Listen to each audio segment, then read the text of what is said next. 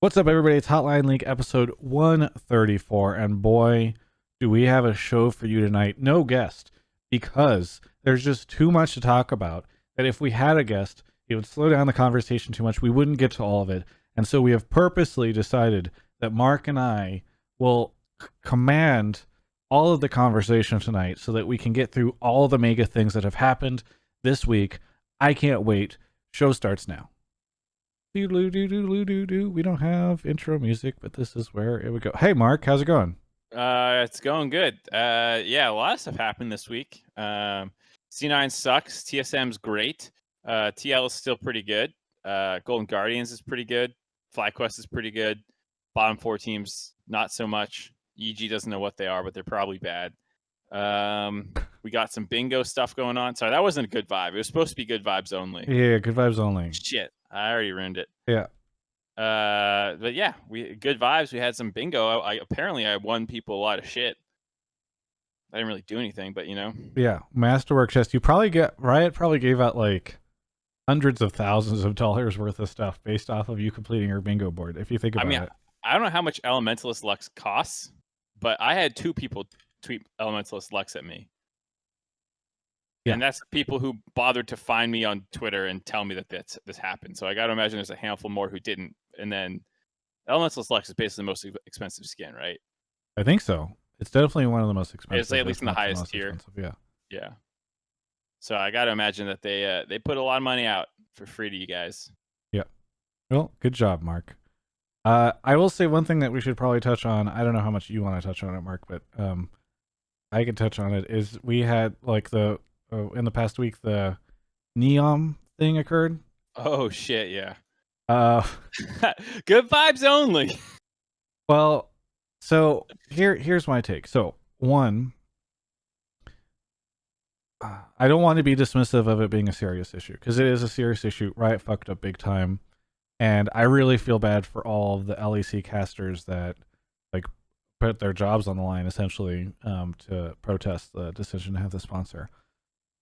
So all that being said, I also did kind of find it a little humorous because of just how obvious it was to me that this thing was going to get canceled. Like, it was so crazy to me that they even announced it in the first place, because I was like, no, you have not partnered with them. This is, you will have to apologize and cancel this thing within the next 5 minutes, you know? And I didn't know if it was going to be like a week, you know. Actually, to their credit, I think, to their discredit, they partnered with them in the first place. To their credit, they canceled it really quickly. But my God, I was like, it is so obvious to me that this is not going to stick around. Oh my, it was crazy. Yeah, and then I guess one of the reasons it's kind of surprising a little bit is also like the next day apparently something happened and a bunch of people were upset because there were a bunch of tweets by Riot. Yeah, so from what I heard, there was like a meeting with Riot leadership, like a sort of like town hall or something. And I think it was probably like for full-time employees. That's why Mark wouldn't be aware. Yeah, but I never like, get to go to those. I guess leadership did not do a very good job of addressing the concerns that people had, and I don't know all the details, so I don't want to say exactly what happened or whatever. I don't think it was anything really atrocious. My understanding is not like they defended the decision. It's just like people expected, hey, here's all the ways we fucked up. Here's all the ways we're going to do better, blah, blah, blah. And I think people just didn't really get what they wanted from leadership out of it. And since then, I've heard that the CEO sent out a big email and has like apologized for how they didn't do a good job of addressing it in the town hall and blah, blah, blah. But yeah, definitely an interesting week for LEC and Riot and all that stuff.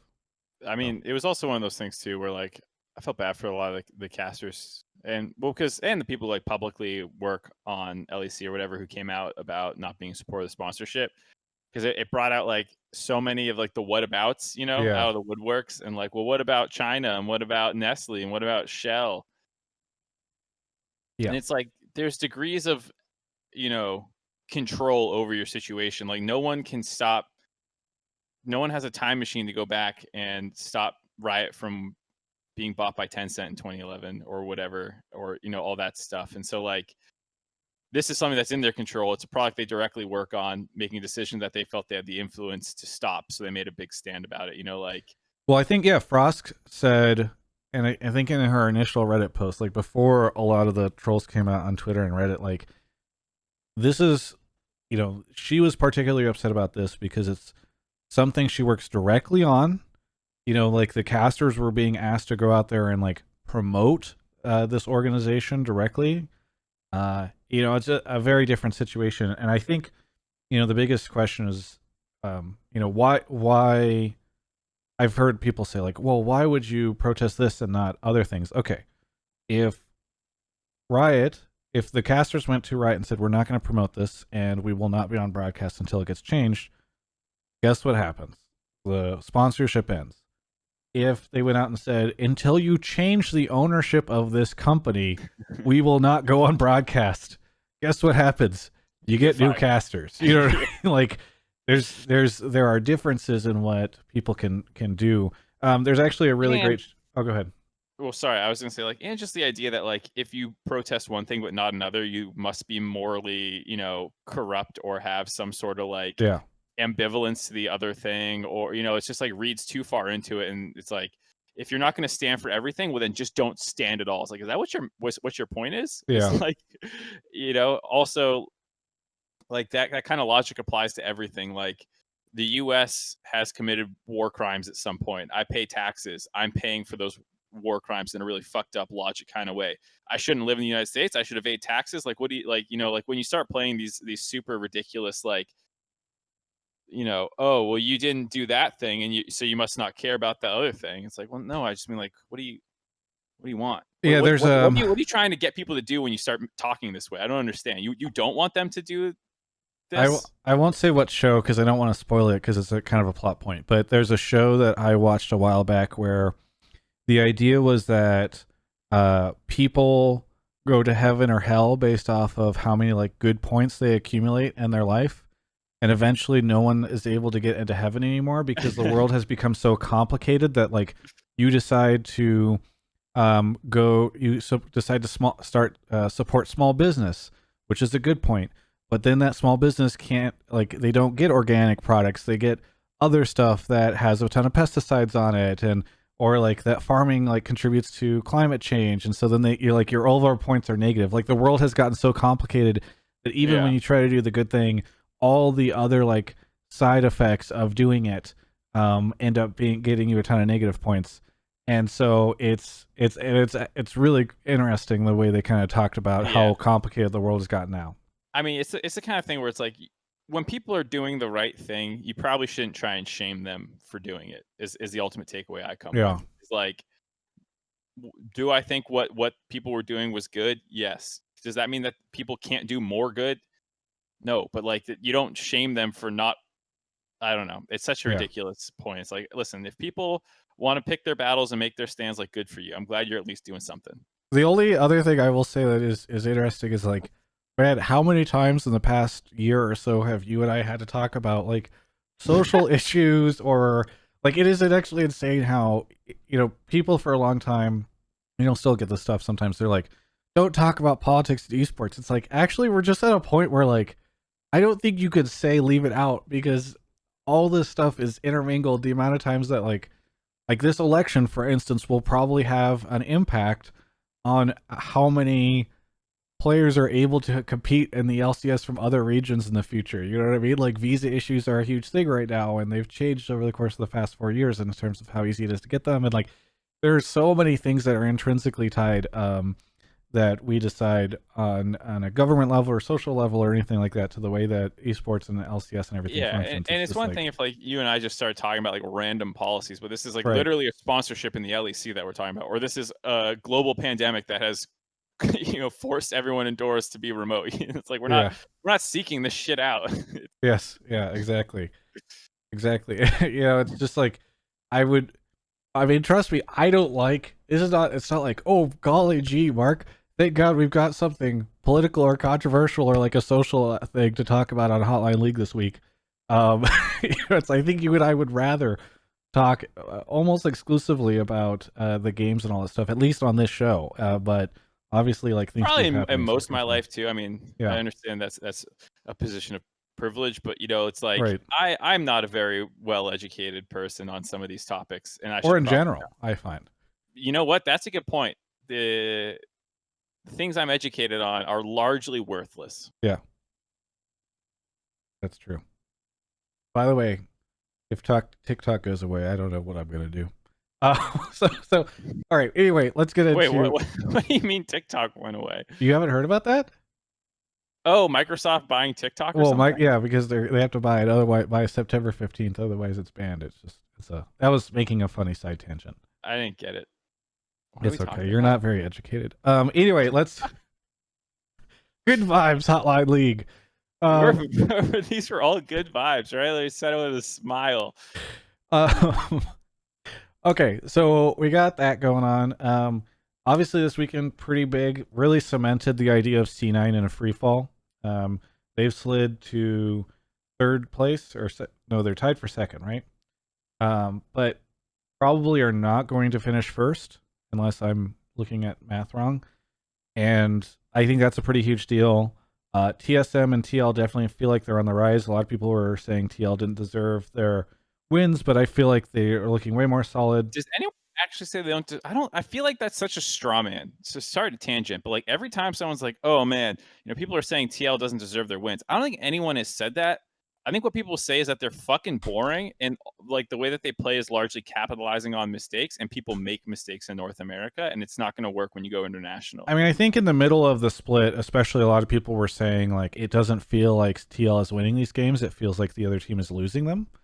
Which I get that you're saying like it's capitalizing on mistakes or whatever, but there's a there's a line at a certain point in time where like if the other team just started straight inting, I don't think you'd be like, good job TL on like capitalizing on that mistake, Yeah, but I mean, like that's how it is. Like you can have impressive wins that make people excited, and TL usually doesn't do that. Right. But it's so like that's where most of the criticism comes from, is that it's like not impressive or exciting. Well, I think there's two things. People, good. like I saw in the Broxa, I did an interview with Broxa. People can go check that out. But I saw in the Reddit thread for that interview, people were saying like, "Hey, TL plays the least amount of champions. They're boring to play, whatever."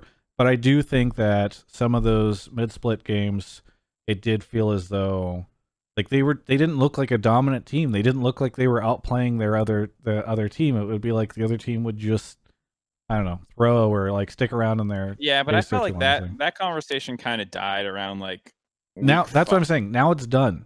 But it died in week 5. Once they were one game back from C9, which I think was like the end of week 5, and TSM had fallen behind. I need to go look at the schedule, and maybe it's not even worth doing it. But I thought week 6 had some games that they won where it looked really unconvincing.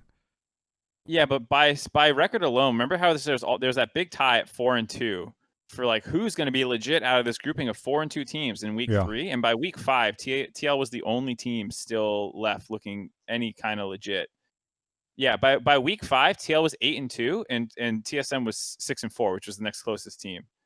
So like by week 5, I think everyone was like, okay, TL is at least the second best team in the league, and that has not changed since then. And now it's like, okay, they could even be the best. Well, I'm sure we're gonna get a lot of calls about it. Obviously, you guys can call in if you disagree with Mark. Call in and tell him why he's wrong. And if you good luck, good vibes. If you disagree, if you think, hey, maybe like TL has always been really great and they've been, undervalued or whatever throughout the whole split, we can talk about that. It seems like there are some other big things that were talked about this week that I am forgetting to bring up. Oh, by the way, I really liked the Medios and Sneaky co-stream. I didn't get to watch any because obviously. Yeah, I watched the last couple games on Sunday, and I thought it was pretty fun. I mean, they make a lot of references to parts of the body that I don't think you guys would ever reference on the LCS broadcast, quite randomly for no reason. But I really enjoyed the kind of like the more chill vibes for that co-stream, so I just wanted to shout it out. I thought that was a really cool thing that happened. There's a lot of CLG takes, dude, and we're good vibes, right? Oh yeah, so we're not touching these. We could take a CLG take. It's just like I can predict how the CLG take is going to go. They're going to say like, Madison Square Garden should sell CLG, or all the management should step down, or they should explode the roster and restart. You know, like I don't mind taking one of those. It's just like, is it going to be any different from a CLG call that we've taken at any other given point? There's not much to say. It's like, okay, yeah, it went from 1-7 to 1-9. Here we go. Yeah.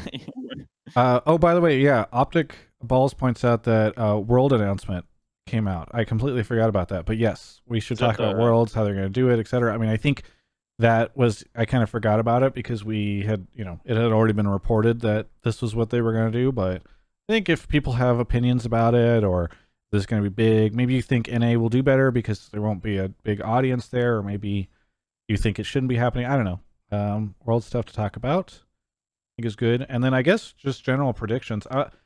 Mark, let me ask you, do you think it's easy now to say like these are the 4 or 5 good teams in the LCS? I feel like after kind of a mix of times, we now kind of know who are the good ones.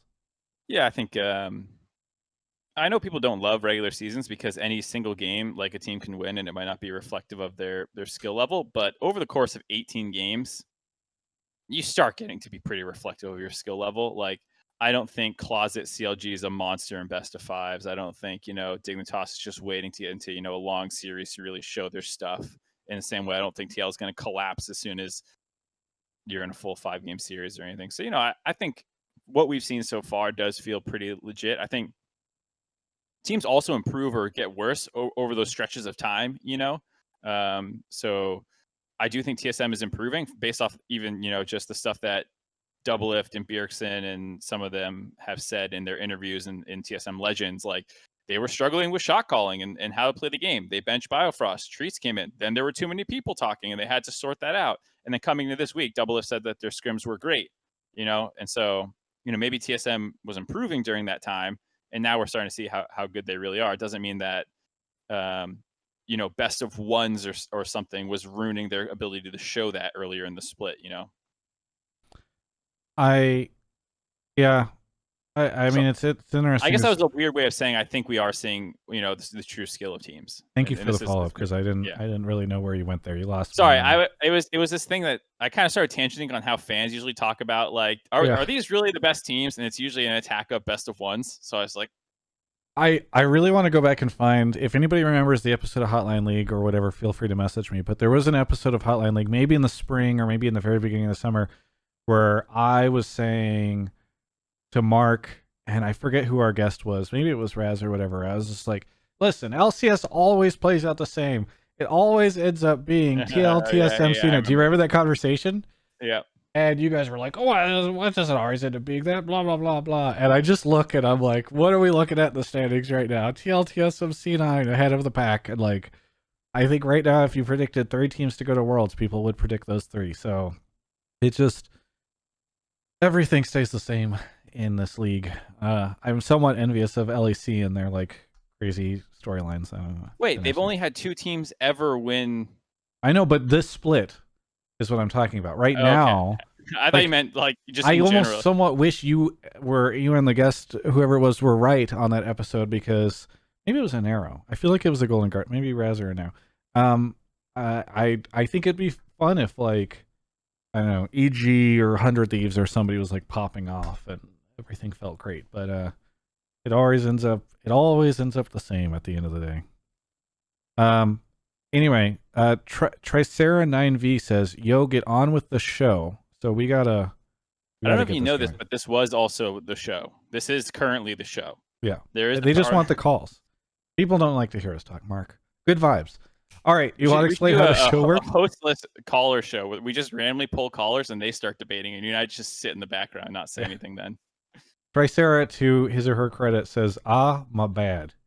So we're good. They didn't know it was the show had started, and frankly, who blames them?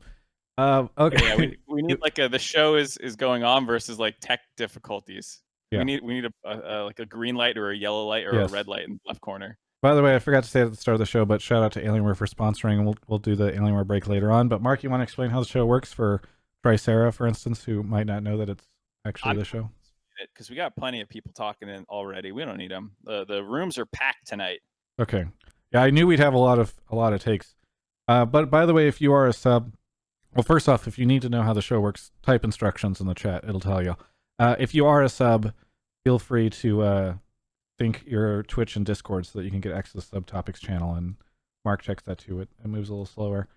Either way, is there? I guess we're ready for you to start pulling people. Want to go off and do that adventure, which he is doing right now. Shout out to a couple different people who I saw subbed while we started the show. Stahil, Liberi, J Paris 1138, Smoke Dog, Nas 24, I am Elvis 4, and Othu. Looks like Mark's still not back yet. UCF Xantha, am I saying that right? Wiggles, Khalil 671, and Mikael is here. Mikael, great name by the way. Big fan of that name. Had a friend named Mikael growing up. Also a great character in a book series I read recently. Where are you calling from? I'm calling from Seattle, Washington. Seattle, Washington. Holding it down in Seattle. What do you want to talk about on the show?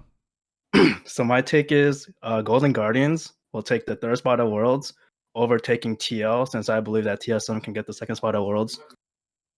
Sorry, who's the three teams that are going?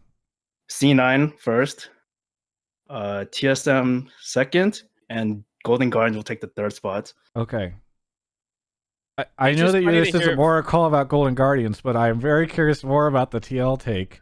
Yeah, it was funny I'm gonna compare them. Overtake TL, but it's like, wait, they're in first. They're overtaking, three teams then. But I see what you're saying now. Yeah. Okay. Why do we have all these Golden Guardian simps that always call into the show? I don't know. Okay, so why is this your take? So I'll compare Golden Guardians to TL first, since I guess that's the more controversial topic. So I think Golden Guardians win to C9 looked very nice. And I think if you compare player by player to TL, Golden Guardians should beat them in a game, since their last game versus each other has been a while. What do you think about the support matchup? I think the bot lane can be dictated by FBI being better than tactical. Mark, is FBI better than tactical? Yep. I feel like the support difference is bigger than the ADC difference in that lane. He's been good recently, man. He hasn't been making mistakes. Yeah, wasn't Core JG up until, and maybe still recently, like in the MVP candidate running? Yeah, is sure. FBI in the MVP candidate running?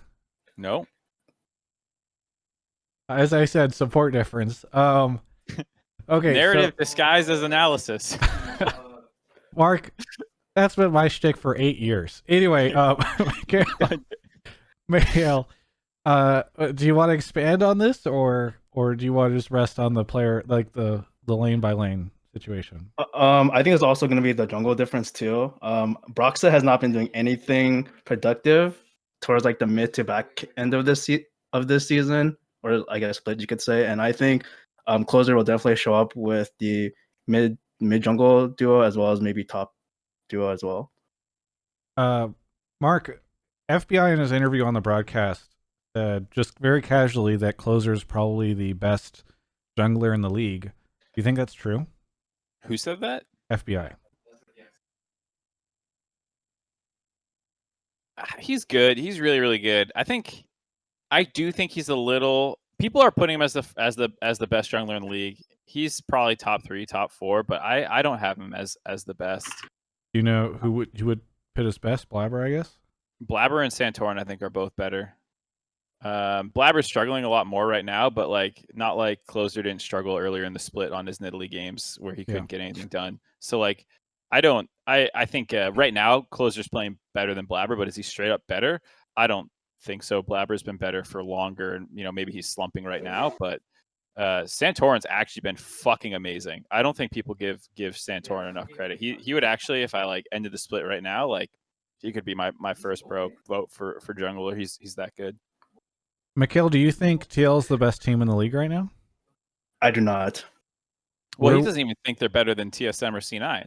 Yeah, so I'm a C9 fan, and that's why I think they go first. So you think it sounds like you think TL is the 4th best team in the league right now? Yes, memes aside, but yeah. I feel like that's really hard to.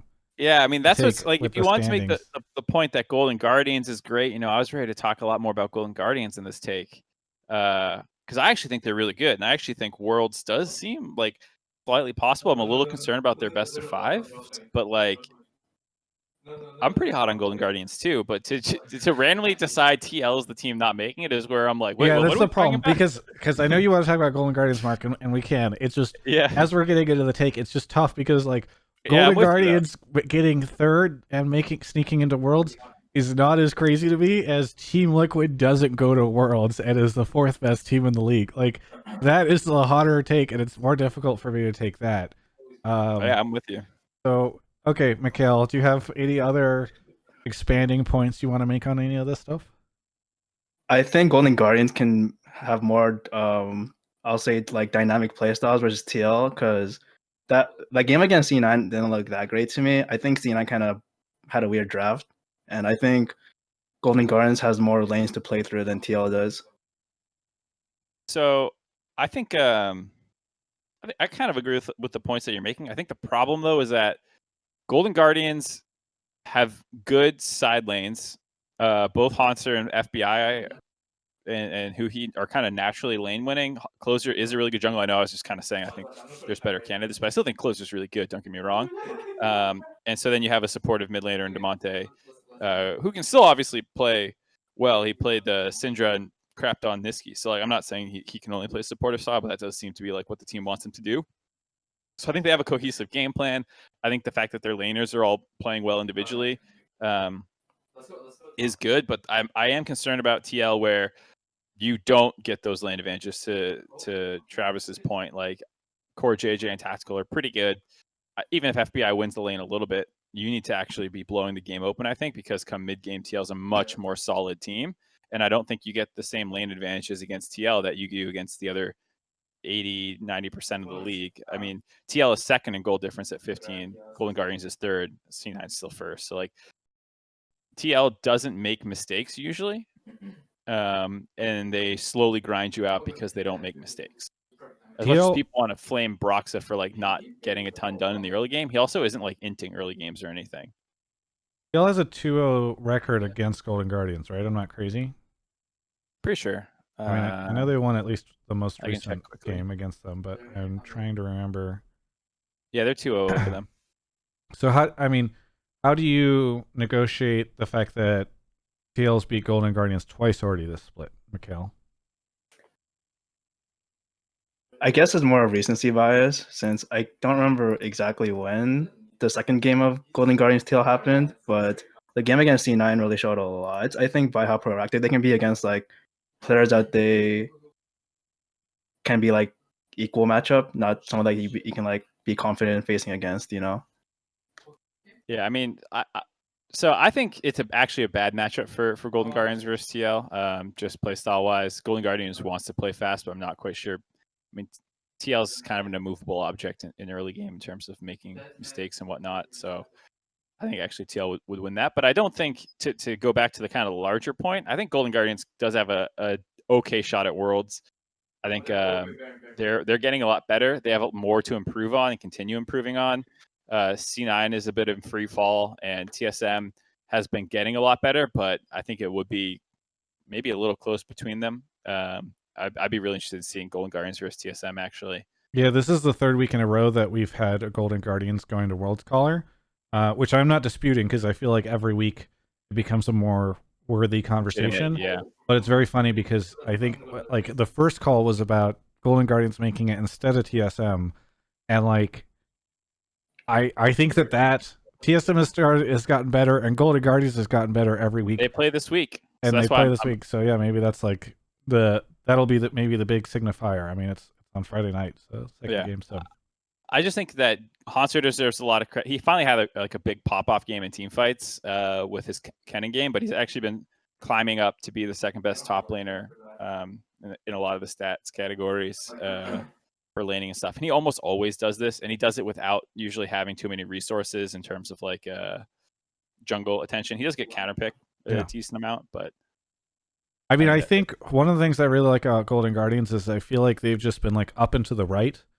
this split, and most of the other teams have been just like up and down and all over the place, and so it's been fun to watch Golden Guardians in particular because you feel like, okay, here's a team that has just done a good job of slightly improving every week while everybody else is going through all this chaos, and it's quite fun to sort of see where they've where they've gotten themselves. After their 0-2 week in week 2, they haven't gone 0-2 again since then. So to your point about up and to the right, Yeah. Well, either way, Mikael, thanks for the call. I think Mark and my verdict is, I think TL is going to Worlds, and Golden Guardians might be going to Worlds, but I definitely don't think there's a world where TL isn't going and Golden Guardians is. But maybe somebody will call in and make me look like an idiot. We'll have to find out then in, I'll say, 2 or 3 weeks then. Yeah, I guess we will. Either way, thanks for the call. And anything you want to shout out before we go on to the next caller? I guess shout out to your code. Thanks to your Travis Q off. I think Q2. I think I got Travis 10 off Q2. Now it's Q3, but yes. Yes. I got the Ryzen R10, and it's been really well for me. And yeah, thanks for the code. And also shout out to Lokodoko as well. Can somebody clip this part of him saying this? Twitch chats, any or a mod or somebody that's helpful for me. Either way, thank you, Mikael. Yeah, thank you. Okay. On to the next caller we go. Oh. Sorry, I'm fixing you guys are hearing Discord noises for a second because I had to turn off streamer mode because I have to fix my Twitch connection because I guess it got disconnected recently. So apologies for those noises. Looks like our next caller is here though. Syck? Do you say Syck even though there's a Y? Yeah, it's Syck. Okay. Well, either way, welcome to the show. Where are you calling from? From Woodstock, Georgia. Woodstock, Georgia. And what do you want to talk about on the show? Yeah, so funnily enough, I wanted to say that TL is not going to make it to Worlds and that they're actually a regular season team. And once they get to the playoffs, everybody's going to ban the hyper carry supports like Thresh, Blitzcrank, and Bard. And that'll make a huge difference with TL's playability. Mark is on a TL hate train tonight. He's just I don't always do a good job of organizing the calls, because like that was supposed to be a Golden Guardian take, and then this one was supposed to be a TL take. I didn't know that guy was gonna target TL that hard, and then we spend half the time talking about them. So like sometimes you just end up in these positions. Okay, well, positive vibes only. Fuck TL. All right. Well, either way, why do you think TL sucks? I don't think that TL sucks at all. I think the top 5 teams are all great teams. I just think that TL You've has already got huge... me. You're already in a tough place. Continue. I just think that TL is going to be much worse if they do not have the ability to play Blitzcrank and Thresh and Bard. I've seen them on Braum last week when they were against CLG, and they definitely looked like they had way less impact out of the bottom lane, and they were limiting themselves to Broxa's capability to make things happen in other lanes, and I don't think it was happening very well. Mark, this is something that I've seen. I mean, we were just kind of talking about it a little bit, but there has been a growing outcry against TL for not having as deep of a champion pool. I think didn't Jet even try to push back on this at one point in time mid split or something? I remember he was. It was like a pretty funny situation where some people were saying it started, I think, with me. Well, not me, but I mean like the analyst desk kind of criticizing TL in their champ pool, not just in terms of like depth, but more I guess depth, like number of champions, but like what they were playing, because they weren't playing a lot of the newer things from this split. Like Wukong and some of the different top laners. They haven't played Volibear. They hadn't done a number of these kinds of things. So that was what the criticism was. And then it kind of turned into, oh, they don't play many champions. And then Jack kind of argued back about that. And then Freak tried to reply, but he had an outdated stat. So then he was kind of wrong. But then when the stats got updated, he was still right. And then it turned into like this hilarious kind of like, what are we talking about again? And now weeks later, they have continued to have the smallest champ pool. They're at 30 compared to TSM's number 1 with 48. I saw the stats recently. Sorry for whatever weird popping noise hit. Twitch does that sometimes. I never find them in the VOD, and nobody ever comments about them on YouTube or on the podcast, so I think it's like a weird Twitch issue. But I see Twitch chat reacting to that. Sorry to derail, Mark. I just wanted to address that because No, I saw checking out their ears. Twitch chat all freaking out instead of going, "Wow, Mark, you're so smart. What a great story." Yes. I mean, I thought it was a great story, Mark. Jat and Freak are both bad. That's my takeaway. No, but where we stand now, at least according to some stats that I saw on Reddit today, is that TL is playing the least amount of champions over the course of the split. Yeah, so it was a big kerfuffle, and like there was a lot of like kind of talking past each other and kind of thing, and some mistakes. But in the end, the point kind of stands now that like they don't have a huge champ pool. I definitely don't think you need a massive champ pool. Like I don't think teams need to always try and learn new styles if you know what is going to work best for you. You can. They've only played 30 champs this split. I already said that. Thanks for listening. TSM's played 48. You want to tell us that too? So TSM, positive vibes only. The stat tracker says they've played 48. TSM has, which is 18 more than TL. Good vibes. Good vibes. Just need to go maybe enjoy the good vibes in the other room for a minute. Whenever they do play the top 5 teams, however, they've been playing Thresh, Bard, and Blitzcrank in all of them, and that's how they've been getting all their wins. That's kind of part of it. Yeah, I mean, the bot lane is the one that does the most experimentation in terms of Kai'Sa, Cassio for tactical, like you've already said, a lot of core JJ's champ pool. I don't think, like I was saying, that having limited play style is necessarily a wrong thing. Like Doinby had his style, and that was his style. And if TL want to be control mage, mid, tanky, top for the most part, some kind of frontliner, and then they want to play standard, that's fine. I just think you need to have more champs in that wheelhouse. They start breaking Shen out. I was happy to see that. I think as long as you're playing what's strong in the meta, that's what I care about, not that you're playing everything in the meta. And so when TL wasn't playing Volibear, I was like, why would you, like, if Impact's your frontline guy, why is he not playing Volibear? Or why is he not playing Wukong? Yes, it's a carry, but it's still a frontline initiator kind of thing. And so that criticism aside, I think TL is actually great, and I don't have too much concern for them in best of fives. Do I think they're going to win the split? I think it's pretty shaky. I think there's a lot of teams that can win right now, and it's one of those times where it's hard to pick a big favorite. But I don't think that they're going to get knocked out early in playoffs by upstart 100 Thieves or EG or one of these. I think they're pretty good. So Mark seems to disagree with you, caller. Any follow-ups? Yeah, I was just going to say that as far as the top 5 teams go, I feel like the gap between them is actually not that wide. And we've been seeing TL with these hard engaged supports playing these top 5 teams. I think if you remove those hard engaged supports, I think that they will drop enough to where they're no longer in the top 5. And I don't see them making worlds because of that. But that's the thing, like, about being deep in your play style. Like, okay, they only win when they have engaged supports. And it's like, all right, so you have Thresh, you got Bard, Blitzcrank. You can throw Nautilus in there, even though I know everyone hates Nautilus. Okay, let's also grab Leona. Let's throw a pocket pick Leona in because that actually has some okay matchups. You can keep playing. You just have to go deeper in there if that's the play style thing you want to do. Or I also don't think Core JJ or TL is going to like implode if he has to play something a little bit more supportive. Like, I don't know, Morgana seeing some play, if they're going to play Kate Morgana, like he's going to hit some fucking bindings, I bet, in that game,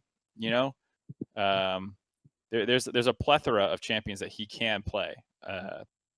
So I don't think Core JJ is one of the last people I'd be concerned about on this team if you're going to point to a potential weakness. Oh, no, I'm not concerned about him at all. He's definitely, in my opinion, the MVP. I just do think that he will have much less late game carry ability, I guess you would say, on a character besides those 3, Bard, Thresh, and Blitz. I think he can do so much more when it comes to late game fights right before Barons, as opposed to what he can do with Nautilus. I don't think he can make as much of a difference on Nautilus. Sure, and then he plays Tarek for some reason. He's able to do some big plays there and have some nice ultimates that stop his team from dying. I mean, like, there's so many impactful champions in support. I think if I was gonna complain about anything, I would say, maybe they like Impact runs into more problems in top lane, or Broxa is unable to keep up with junglers in the best of 5 series. Or like I think those are things that I would probably target more of my concerns with this team than Core JJ. For sure. Even Core JJ on a non-carry champion would not be the reason they lose. He just wouldn't be the reason they win, is all I'm saying. Sure. I think Jensen also, like, he had a bad week, like 2 weeks ago, was it? But then he bounced back this week pretty hard. So I think they have. I don't think this team is 100% like Core JJ or bust. I think they can make other plays. By the way, Syck, thank you so much for the call. Anything you want to shout out or say before we move on to the next caller? Nope. Thank you for your time. Yeah, have a good one. One more real quick. Sneak them in. Yeah, we can do another. A couple of quick shout outs. Thank you to, where are we? So Many Things, Magical Cause, LOL Globus, Grace Son of Gotham, Weird Dude 25, Khalil, I think I already said Khalil, Biagio, I think that's what it is. So Many Things, and Scion QT. Looks like Xanadu is here. Xanadu, am I saying your name right? Yes, you are. Where are you calling from? I am calling from Woodstock, Illinois, also known as the town where they filmed Groundhog Day. Hey, I love that. I love that movie. Great movie. Big fan. You'll like Palm Springs. Have you watched that yet? No, I really want to watch it. You and I talked about it, but you will really like it if you like Groundhog's Day. Yeah, I know the premise. But it's on Hulu, and I need to figure out how to get it. Because Can't you just watch it? Is it free? I don't know. You have a Hulu membership. That's how you saw it, right? Yeah. Okay. Well, I don't have it. Xanadu, what do you want to talk about on the show? All right, Travis, I'm here to tell you about how Cloud9 is not going to Worlds. Wow. Apparently, no teams are going to Worlds. That's what I'm learning from the show. No, the other ones are, but not Cloud9. Okay. No, I know, So, but the also other guys TL mentioned is not going to Worlds. It was, I'm waiting for the TSM caller to call in and say TSM isn't coming to Worlds. Anyway, sorry. So Cloud9 is not going to Worlds. Twitch chat has got a big reaction to this. Go ahead and explain yourself. Okay, well, to be realistic, I'm more of on the Golden Guardians going to Worlds, so it's more of who's not going to Worlds then if Golden Guardians is. Man, Golden Guardians is definitely going to Worlds if Hotline League callers get their way. Anyway, sorry, continue. So pretty much the whole split, the big PowerPoint of Cloud9 and, well, Spring Split as well has been just Niski and Blabber being able to play as a duo and just secure leads throughout the whole map and just like empower the side lanes to win as well. This split, a lot of their losses have begun by that being shut down, whether it was through poor draft or just them being punished when they try to play mid-jungle. And in addition to that, the meta has kind of shifted that Niski can't quite get the picks that let him just roam heavy and kind of ignore laning phase, which he's kind of been coasting on because, to be honest, he's not that great in lane. I just feel like I would expect the Warriors to have a more comprehensive marketing strategy than paying people to call into this show. Mark, do you think... it's crazy to think that we now find ourselves discussing whether or not Cloud9 is going to Worlds, but is there a chance they don't go? There is the what Mark would bet on side, and then there's the what Mark is seeing side. Because Mark would bet that C9 still goes to Worlds, based off history of dominance in spring and even the first half of 2019. And R's clutching it out into... Right, and what we've seen in the last 6 games, the last 3-4 weeks, they're just kind of bad. Not like terrible, not like they're inting games and they just can't get anything done, but like they're legitimately losing games and their comps are back to normal, and so like they have weaknesses and problems, and it's kind of like, oh, they just don't look great. They just don't look like the same team I saw for the last 5 months. So like if you just were eyeball testing me, I would say that their odds are about, TL, TSM, Golden Guardians, FlyQuest level. Like I think those 5 teams are all close enough together that like you can argue their merits, and it's no longer like C9's the shit.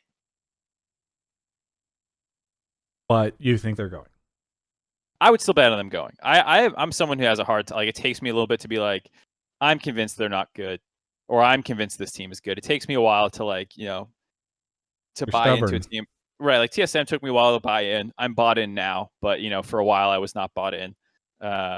Yeah, And so I mean, it's I'm really hard. not off the C9 ship, but if someone wants to trash them, I won't have good rebuttals, is what I'm saying. I mean, I know it's like to your point, there are the two ways of looking at it, right? You can look at it within the context of the past couple weeks and this team they are now stuck in a losing record for the second half of the split. There's no way they can have a positive record second half of the split. That's crazy, right? If you had said that at any other point in time in this year, it would have been unbelievable. On the other hand, C9 has always made it to Worlds, and this is the most dominant year they've ever had in terms of performance, right? So, at least in recent years. And they have a layup of a weekend this week with Dig and CLG. So they should reclaim some momentum and look better, hopefully. And I worry about Golden Guardians in a C9 Golden Guardians best of 5, for instance, if that ends up happening, right? It does feel like this is Cloud9 is a team that will win out in a best of 5, even if they're losing these best of 1s. So exactly. Man, it's difficult for me to agree with you, caller, even though actually, caller, I will say you are making the big brain perfect play, because this is exactly the time in which you should call in with this take, because it is trending in the direction that you are saying. And so the reward here, you're very little risk for this call, very high reward, right? Which is you calling and saying that you predicted C9 not making it to Worlds if they don't make it. So I do applaud you for the take, but it is difficult. Yeah, I think there's a lot of legitimate points to criticize them. Like Blabber, after Olaf started getting permabanned, and they haven't been indexing on as heavily on the farming junglers and stuff. He's been struggling. I don't think he's been the worst player. I just think you can have maybe some concerns when he's not on super aggro / things that get a tempo / farm lead. Niski the same way when he's not on supportive champs has struggled. Zoe's supposed to be his best champ. Even then, he's supposed to be able to get all over the map. And Damonte clapped him, which is just kind of weird to see on his best champ not playing well. So there's definitely play concerns. There's definitely draft concerns. Licorice was the bright spot, and we were saying that in their game. And then they play against TSM, and Broken Blade takes them apart in lane, with a good counter pick, and then actually playing it well. It's shit. I don't know, man. Yeah. Caller, do you have any other kind of? Oh no, I was also just going to mention with the playoff format. I'm pretty sure TL is locked into Worlds at this point, because now that they have the upper bracket spot, they're such a consistent team that I don't see how they don't get at least that 3rd seed. But similarly to C9, they're now looking at losing that first round bye. So now there's a bigger if they can actually climb up there to secure a seed for Worlds. Now, granted, all the other teams have to do that too, but it's just looking less like a sure thing at this point. Yeah. I mean, It seems pretty likely that C9 is going to have to play a tiebreaker, unless TL can win, I guess, over TSM and knock them down, or Golden Guardians can beat. I guess TSM has a hard weekend, so it's possible that C9 can still get the bye, with just TSM's strength of schedule being difficult and C9's being so easy. TL feels like they have it for sure with Immortals on their schedule. I think they guaranteed it already. Okay, I believe it. I think so. That doesn't sound right. They should only be 1 game ahead. No, they're 2 games ahead. They're 2 games ahead. Yeah, they can go 0-2. TSM can tie, and C9 goes 2-0, and then it seems like a 3-way tie because they're all 1-1 against each other. Then I don't think it's 100% secured. Okay, it's Twitch chat says it's guaranteed if they beat IMT. Right. So it's guaranteed. Anyway, positive vibes only. Positive vibes. Positive vibes. They got this win against IMT. It's a positive vibe. Xanadu, any shoutouts or anything you want to say before we move on to the next caller? Yeah, sure. I just want to say shout out to Hotline League, because I've been watching this show since the single digits, and it is a blast. And should have Kelby on more often, because I always love his end of show shoutouts for the Chainsmokers before they got big. Yeah, before they had a a pandemic concert. I don't know if you saw that. Anyway, if you want to have Kelby on, feel free to message him because I've invited him on before, but he hasn't been on as much lately. So, Xanadu, thank you though for the call. All right, moving on to a quick break. I'm sure he's real busy with the global pandemic.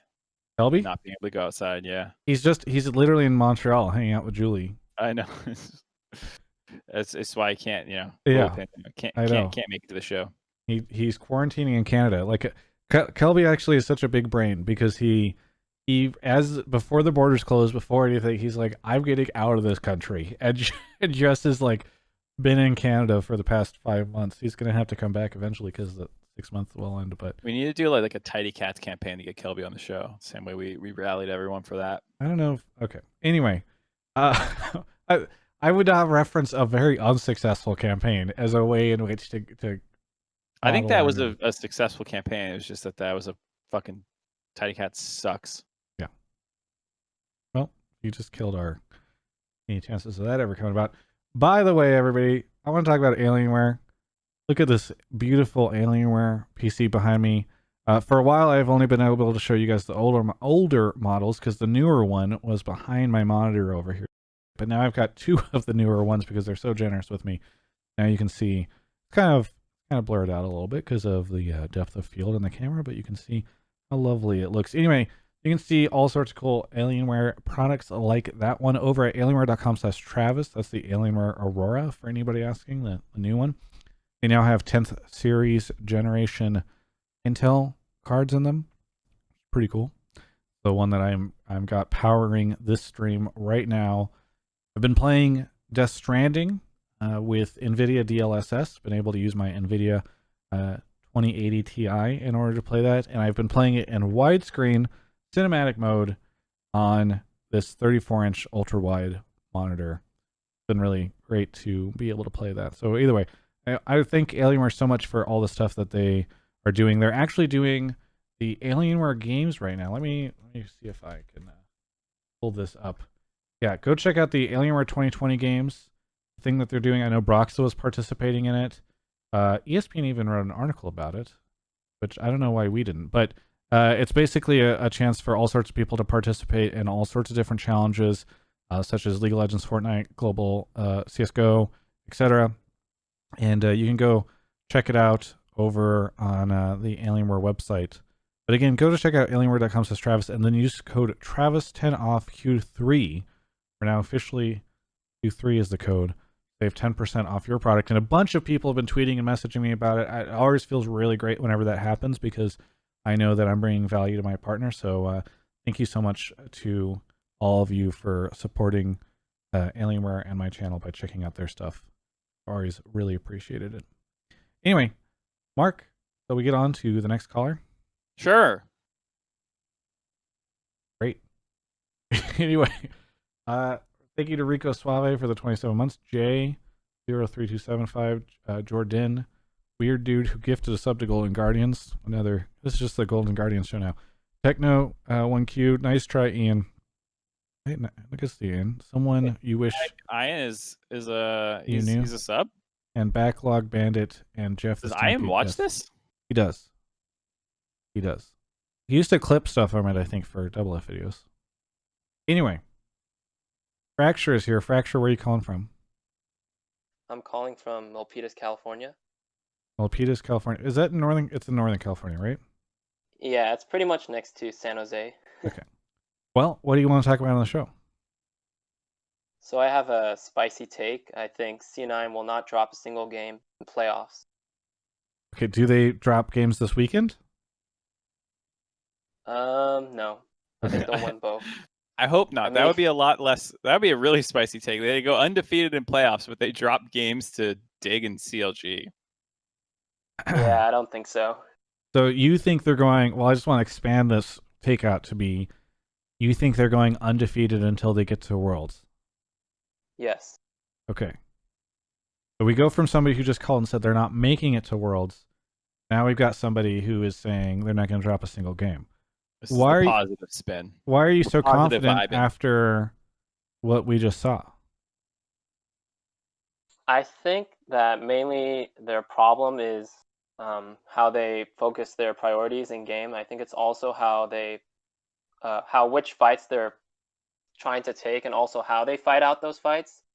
I think it has little to do with draft, because from the 5 games they lost, I think 3 of those 5 games had like decent drafts, like the TL, EG, and the TSM game. I think they had pretty standard drafts. I think for sure the TL game they could have won if they didn't like make such poor individual plays.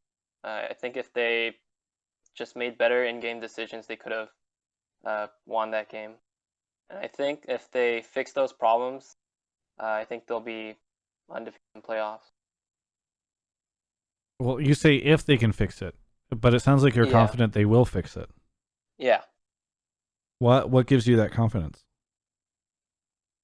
All 5 of their players are pretty high in their roles, and I think that with just enough time, I think they will be able to perform at the level they were in spring. I mean, it's one of those weird ones where usually people are like, oh, draft sucks, you know, stupid best of ones, haha, we'll be better. But you're saying the opposite. Drafts were fine. They're just playing bad, and they'll improve. Yeah. But I feel like that's a lot, in my experience, that's a lot harder to fix unless your draft problems are related to, like, my player can't play this. You know, like... Yeah. I think the point I'm trying to get at is, like, if they put, like, Niski on Galio and TF, or Blabber on carry champs like the Olaf, or like Volibear, like get them away from tank champs, and then put Licorice on stable champs like Ornn, Gangplank. Yeah, those things, I think they will be better off with that. And if they limit their style to only like 2 styles. Mark, do you think that they have failed to adapt to the meta? No, not really. Like, they're playing pretty cutting edge shit, probably more than anyone else in the league besides TSM. Because Niski thinks that their read on the meta is a bit off, according to this Infant Global article. Maybe. I mean, does he say what he thinks is off about it? I haven't read it. I just read the headline. Where is it? Is it on Reddit? I'll skim it real quick. The Cloud9 subreddit. I noticed it. All right, let me go find this, because I would have said I don't really think it seems that off. I mean, they were experimenting. You know, they were trying things that maybe that's what he's saying that they were off on. But like, I don't think you can say, you know, Zoe Trundle is off when other people play that shit. You know, or like TF, and because like Bjergsen's playing Zillion still and winning games. You know, that's not really meta. That's him being good at a champ. Right. So I don't buy the like, oh, we were off on our meta. Other than saying that, like, hey, we tried some things that didn't really work out. Like, all right, we shouldn't be playing Wukong, Senna in the bot lane. Fuck that shit. Like, that's a little different. But I don't think that their meta read was off. I don't think they play the meta well. Like, you don't play Graves, you don't play Trundle well. You know, like those is that you're being off on the meta, or just like big problems? So Right. you know, Sona Lux was played in EU, wasn't it? Didn't Misfits play it, or Rogue, or one of the good teams in EU win a game this week with it? I don't think Sona Lux is bad. Mad Lions. Mad Lions did, yes. Like, and it was in the LCK. Like, it's a legit bot lane, and they played it and they lost. And it wasn't even their bot lane that lost. It was the other people playing Shen poorly and stuff. So then, is it a bad thing if Cloud9's read on their issues, at least Niski's read on their issues, is that it's a meta issue? Because if they think it's, I mean, that's now if they're misidentifying the issues that they're having, then that could be a problem for them, right? Yeah, I mean, maybe they thought Graves is just bad, and that's why, you know, Blabber hasn't played him. That would be a misread on the meta. That I'd be like, yeah, I don't know why you think Graves is bad. It really depends on what he's saying with when he said, because like I said, if it's the experimentation that you think is off in the meta, okay, that's a pretty specific thing you're saying. If it's Graves, maybe, but otherwise, you're losing games on what are your bread and butter champions too now. So I can't buy that. Yeah. I definitely feel like Cloud9 will lose games. I think they're going to Worlds, but I definitely feel like they will lose games in playoffs because I do not think that they are as strong as they were.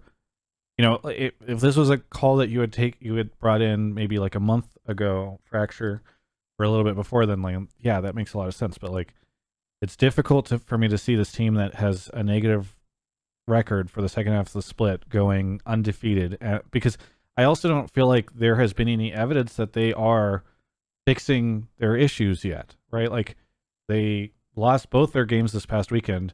They went 0-2 for the first time in 2 years. Like, so the take that like now they've had their worst weekend in 2 years, and now they will go undefeated. I feel like that's pretty bold. Yeah, I mean, I'm with you that I think that they're going to have a good playoff run, whether or not that means finals or Worlds, third place, whatever. I think they'll be okay, but I think they'll drop games. I think the C9 peak dominance over North America already happened, and it's going to be closer from now on. Do we have a call yet on? If we do, I'm sorry to kind of spoil it right now, but like the potential of a TL-TSM finals. Not quite. We have a TSM caller, and we have a FlyQuest caller, and I think we have one other. I can't remember what it is, like an EG caller. No Worlds caller. What do you mean Worlds? Well, No Worlds one wants is to talk happening. about that. Oh, It's really? business. You like talking about that stuff. I mean, I think it's interesting to talk about how potentially the players all being in a bubble could. If people thought that was interesting, they would have put a take in there for it, Travis. Oh, well, next time I'll put a take in. Anyway, I'll call it on a separate Discord. Positive vibes only. Okay. Fracture. I think Mark and I agree that C9 is going to Worlds. I just think we're having a hard time stomaching the idea that they're going to go undefeated. And I'm not sure if you've given us any evidence other than they've got good players. Yeah, they'll fix their problems is the reasoning. Yeah. They've got good players and they'll fix their problems. And I'm not sure there's too much evidence that they're going to fix them. Yeah. I just kind of had a spicy take. No, I appreciate it. I mean, it sparked a good discussion. Is there anything you want to say before we move on to the next caller? Shout out to Travis Gafford's YouTube channel. Has great videos on it. And shout out to Mark for letting me be on the show and just giving me this opportunity. Well, I appreciate you saying that. And also shout out to everybody who subs to my YouTube channel, because I'm trying to grow my sub base right now. And so when you shout it out, it helps me because hopefully people will sub. Either way, thank you so much, Fracture, for the call. Yeah, no problem. Yeah, Thanks. have a good one. Bye. Bye-bye. All right. We've got a couple more callers to go. 3 more at least.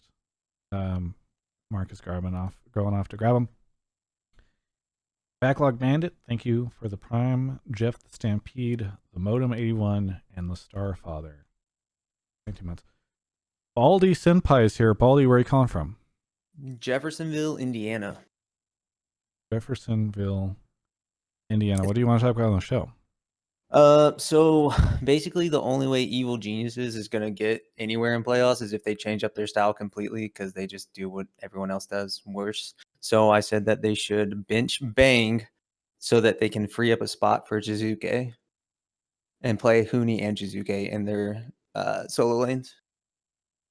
Spicy. Now, you have to bear with me because I understand Bang.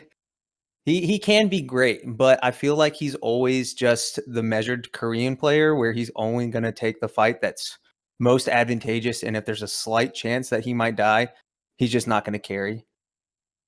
So then they're putting in Deftly in this situation?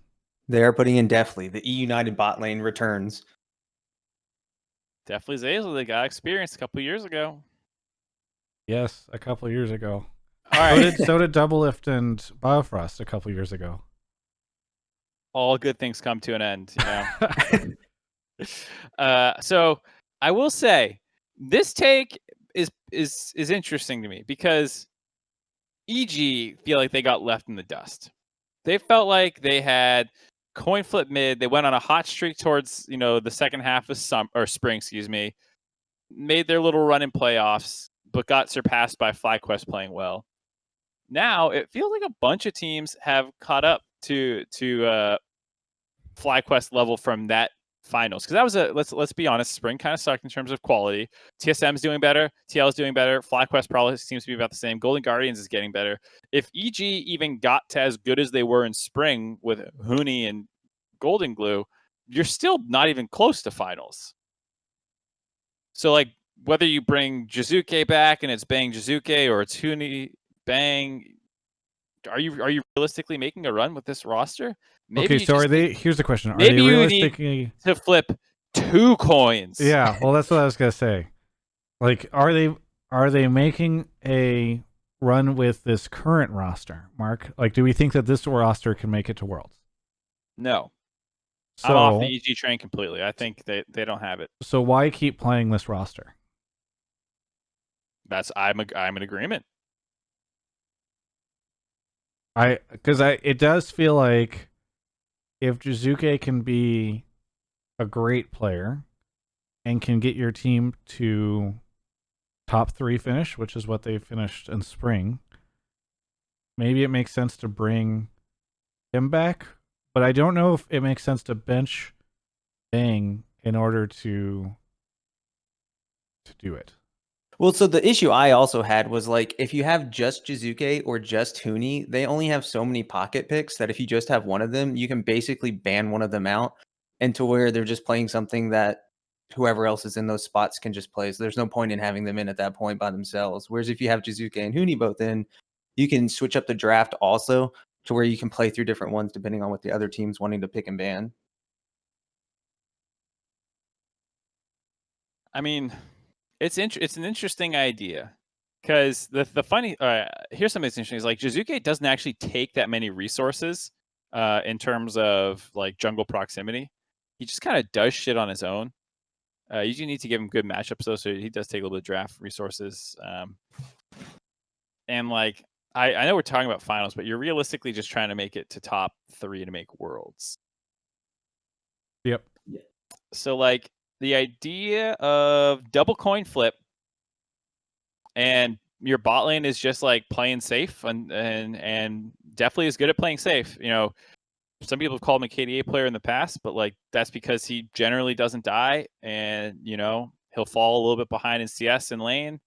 He's not a great laner, but he's an okay team fighter. So like, you know, you're some kind of weird 1-3-1 counter pick. You know, like I'm kind of down with it. I think it could also just be fucking awful. I think it's a high chance of just being fucking terrible and not working at all.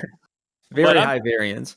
Yeah, I think it depends on what you value. Like if you are okay with getting 8th, if on the other side of that you're getting a potential chance at Worlds,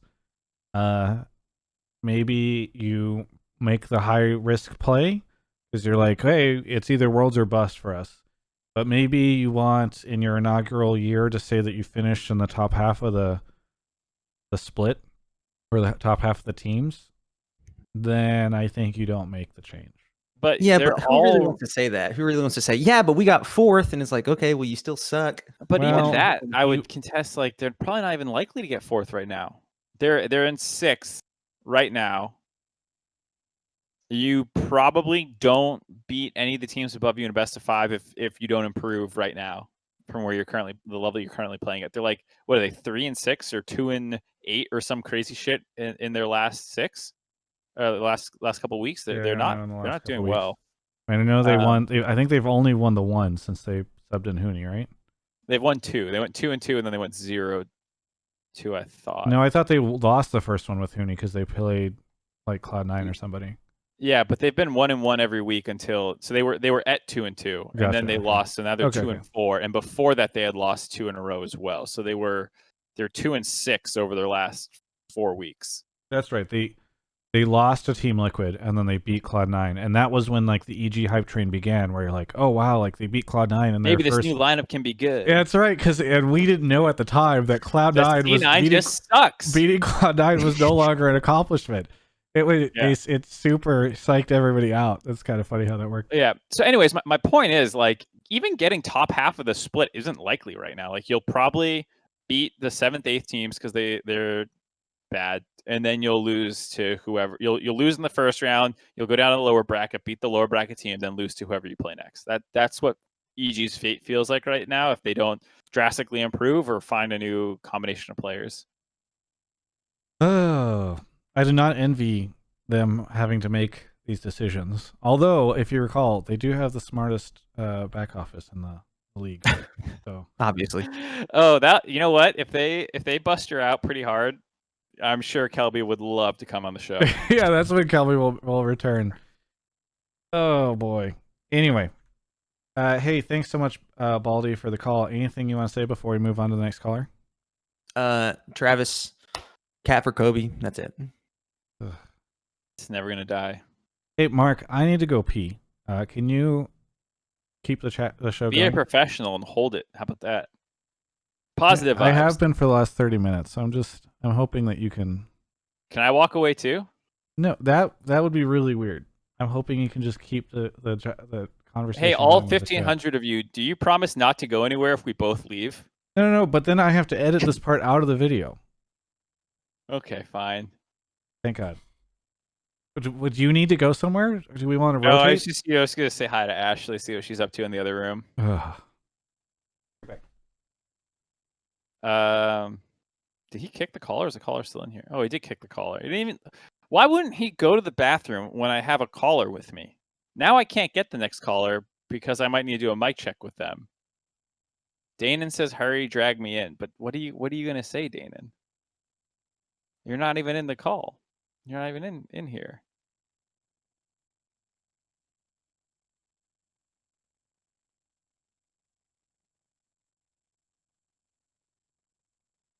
I thought there was something I wanted to talk about this week, but I don't remember what it was.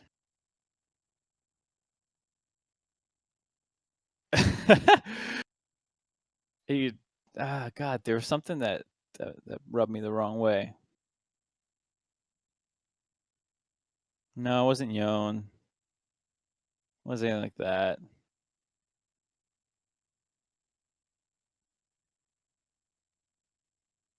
Watch The Witcher. Was it a movie or a show I watched that was good or bad? Hello. All right, I didn't really do anything. I just kind of mumbled to myself. You didn't like interact with the chat? Not really. This is about what I did. What I'm doing to you right now.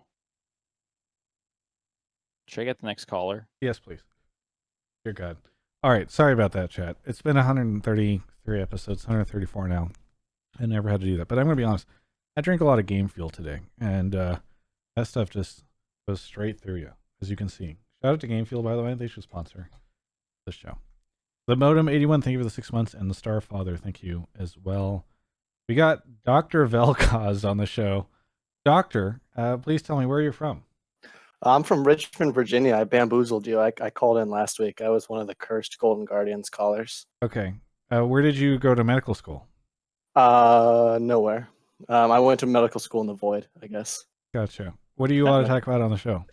I am gonna finally bring a positive FlyQuest take to Hotline League. We've been starving some FlyQuest content, and I want to make D-Lim and Trisha proud. They have not been very impressive for a lot of that's what you think, Travis. I feel like that's why they had a pretty big sync situation. Anyway, sorry, continue. So my take was that I think FlyQuest is going to Worlds along with C9, and then you'll remember my take last week was that Golden Guardians is 2, and I'm not a man to go back on my word. So I think it will be C9 FlyQuest Golden Guardians. Sorry Reggie, sorry Steve. But I just want to give a quick. I mean, no offense to those teams either, but does that sound exciting?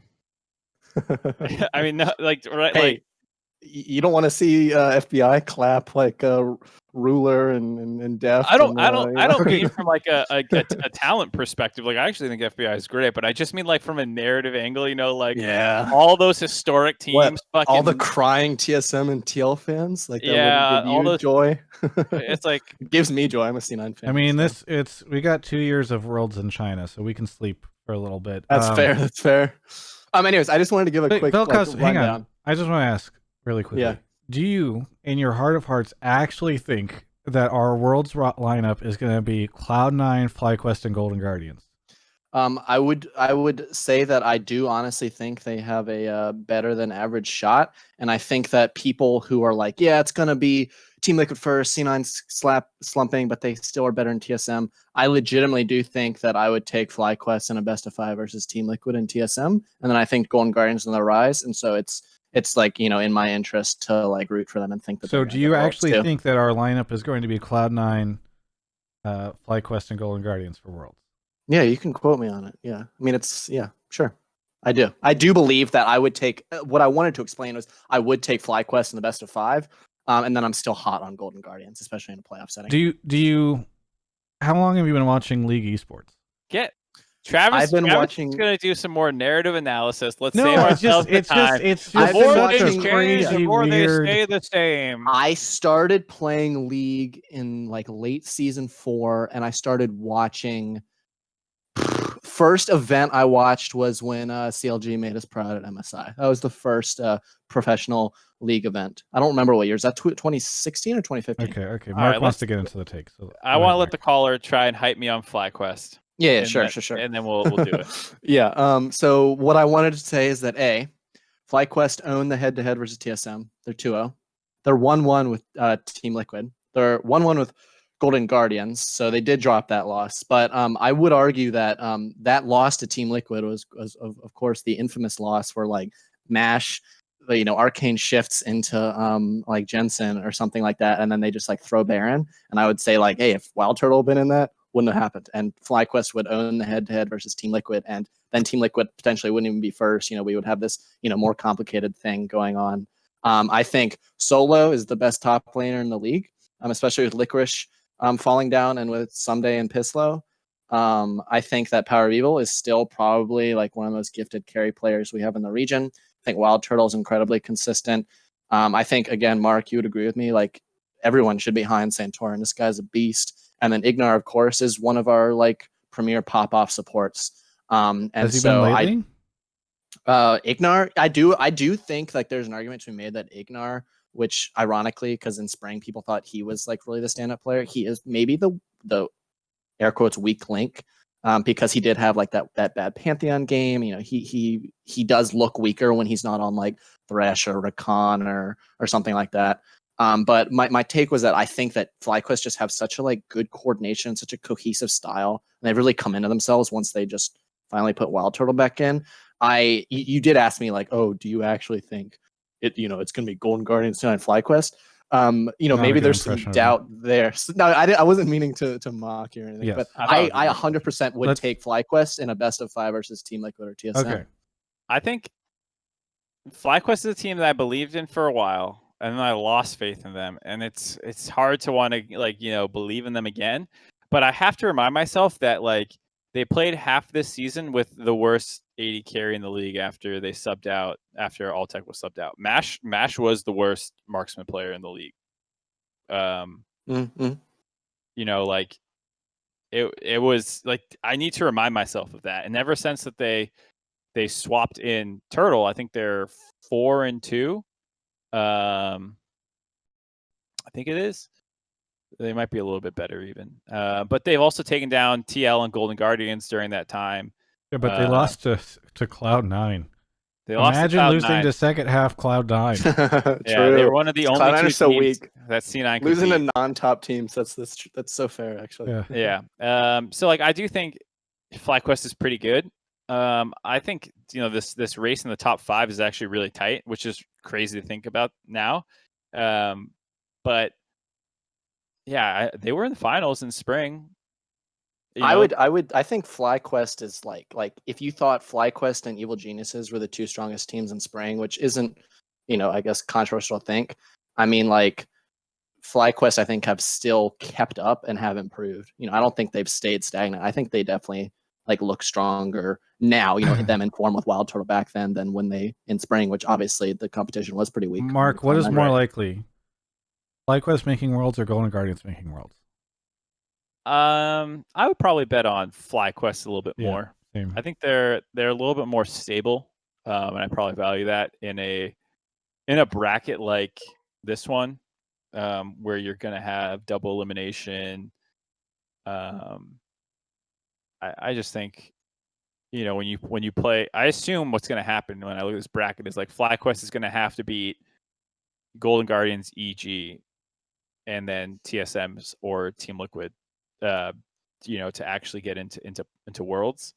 And when you look at that string of opponents, I'm just a little bit more confident that FlyQuest can actually win those series. But I don't think, like I said, I've been saying all night, I think the top 5 is actually pretty close. And I think for the most part, FlyQuest is better than what their record would indicate just because of that kind of weird swap. And maybe it was needed to motivate Mash to get him good again. Or excuse me, Turtle to get him good again. But like Turtle's an average 80 carry in the league. Mash was, like I said, you need to get better. So watch as our team loses. And think about how you could have won those games if you were in there.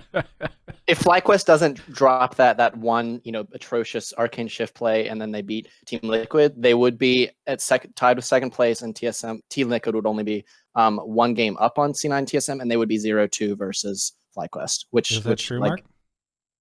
I mean, record-wise, yes, but I think it's like TSM also made a roster swap. I don't think we can just, you know, say like, yeah. That's fair. Treats is great. Yeah, Treats is great. Yeah, Treats has been better than Biofrost for the most part. Teams go through ups and downs, like we're saying. Like Golden Guardians has been improving. They inted half their season away. Not half, that's hyperbole. They inted 1 or 2 weeks with like niddly games that they weren't actually able to close out on. And they've had some bad drafts too. You know, like everyone has these games that just get away from them. So I don't think you can just point to the Ezreal game and be like, oh, well, if they just played that better, because then everyone can start playing that game. I think, but like I'm still saying, I think they're stronger than their record shows. Not that they deserve a better record, but just they will continue to challenge these other teams around them in the standings. Well, Dr. Velkaz, I don't know if Mark and I have agreed with any of the colors tonight, but you're definitely going to go into the not agree with pile, because I don't think we think that FlyQuest and Golden Guardians are going to Worlds. You only think Golden Guardians will go. You don't think FlyQuest and Golden. No. I think we both said that we think FlyQuest has a better chance, which is weird because we've been pretty optimistic about Golden Guardians. I think what I would bet money on is one of Golden Guardians or FlyQuest will go. I feel like that's very likely. There will be one outsider. Yeah, I think TSMTL or C9, one of them will choke, and you'll end up with one of those other 2 teams, or maybe choking isn't the right word. Maybe they'll get outplayed. Positive vibes. Anyway, Dr. Velkaz, anything you want to say? I think the chat's really mad at me because your chat's probably a bunch of salty TSM and TL fans. I got a lot of respect for Bjergsen, a lot of respect for Double Lift. I'm a C9 fan first and foremost. I would root for them at Worlds, but I think FlyQuest beats both of them in a best of 5, and I don't think, you know, the stats or the strength of the players tell me different. But thanks for having me in again. It's always a pleasure. I'm a longtime listener. I subbed a couple months ago. Thank you. Thanks. Yeah. Feel free to sub again. Yeah, of course. Subbed a couple months ago. Let that run out. That was a good decision. Positive vibes. I love how we're like we disagreed with everyone tonight. We're more like positive vibes. No, you're fucking wrong. Well, we're positive about their you know, so I'm really appreciating these takes. Yeah, I will say I forgot to mention this during the Golden Guardians thing because I've always like made fun of them for this. They've had one single winning record in their entire history. I think they went 10-8 once, and everything else has been like 9-9 or worse. And they have yet to win a best of 5. I think that this is the split to do it. I don't think they're going to go 0-2 this week. I think they'll have another positive win rate, and then I think that they'll win a playoff series. So that's how optimistic I am about Golden Guardians. By the way, shout out to the last caller who I just found out is still subbed. So I shouldn't have. Wait, even Dana says, "Did we?" Maybe I'm wrong. I thought they had one positive win rate season.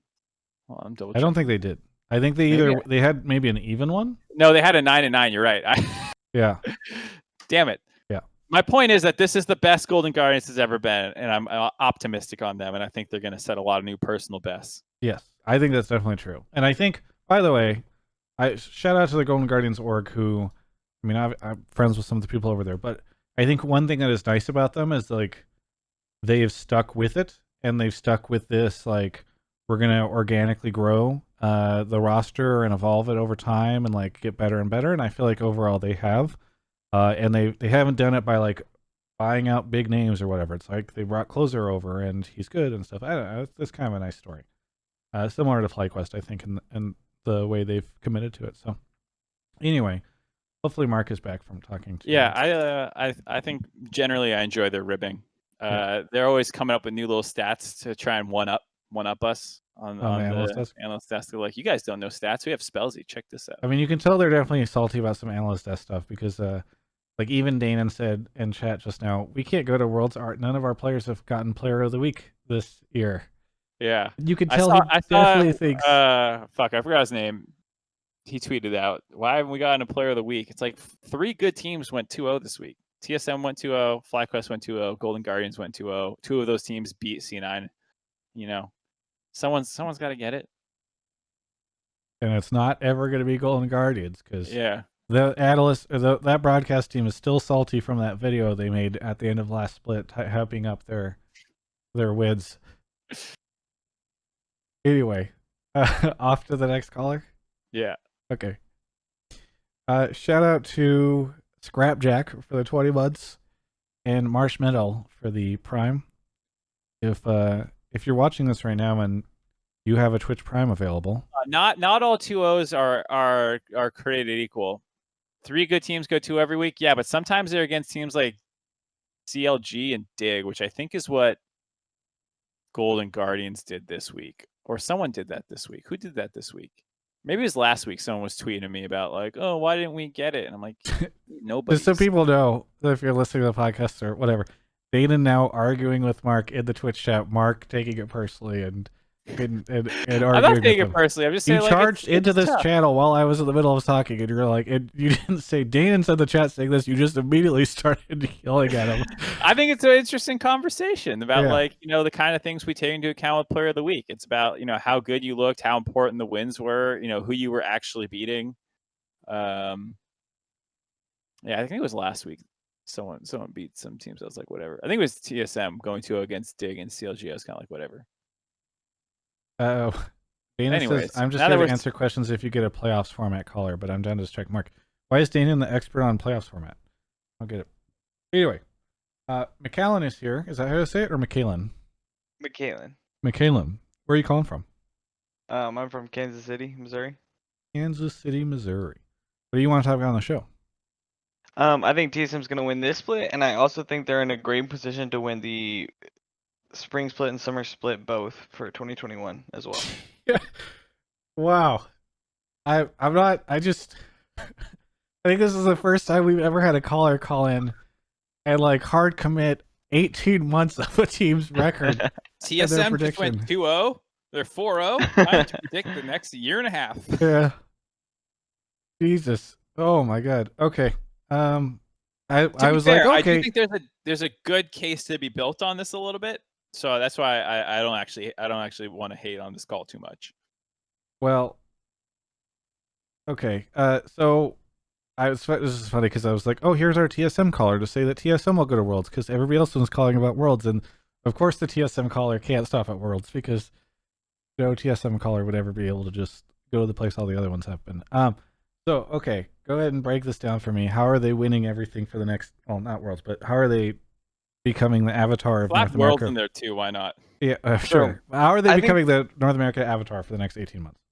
So I think they win this split, right? Like for the next couple of weeks. I think they win this split because they can play the same hard carry late game team strat that Team Liquid is like known for, except they can play it better in a best case scenario. I think they have a higher skill cap with Bjergsen on like supportive utility mid laner, building up Broken Blade or Double Lift, whichever one they're trying to carry through. Either way, I think TSM is more capable of playing a late game team comp than Team Liquid. Okay. And I don't think that Cloud9. I think Cloud9's like as good as TSM or worse at this point. I think Cloud9 is mental boom at this point. So do you think C9's in the final? Like who is TSM beating for their first title? I think it's Team Liquid TSM finals, and I think Ooh, TSM. There we go. There's the spicy conversation. Yeah, you're waiting for Travis. Yeah. I think that's crazy, right? Because I really love that in the terms of like the double lift was the problem conversation, and that you can make the argument that both double lift was the problem and also the solution, for Yeah. for both these teams. It is literally the double F finals, which is very funny because I do Well- think, and I understandably, by the way, I know everybody's gonna be like, "Oh, we're talking about double F," but I do think that It's got it all. It's got Jensen Bjergsen again. Yeah. You know, it's got Jat Yeah. versus TSM. You know, because I don't know, Jat's a TSM fan or something. yeah, People always I say know. TSM Jat. I TSM never Jat, really got the that. betrayal. Yeah. All right. Anyway, how well, before we get to next year, how well does TSM do at Worlds? This specific take was less Worlds based because I don't think, like, regarding my take as far as next year, I think their Worlds performance doesn't particularly matter because it's more business. It's more I feel business. like you're dodging the Okay. question. His point is I that like- they're gonna bust you out in groups. Yeah, That's what you're saying without saying that's it. what I'm saying. I'm saying they're gonna bust out in groups, but my take is more about Spica's trade value based on his performance Okay. in, like, because it's what I'm saying is going into the 2021 split, if Spica has a LCS championship under his belt or even an LCS finals appearance under his belt, then to TSM he is a more valuable trade asset. So what I'm thinking, because they have Biofrost, who to me Biofrost should not be in Academy. He's too good for Academy, and they're gonna play Treats regardless because I think they've decided Treats is their main player.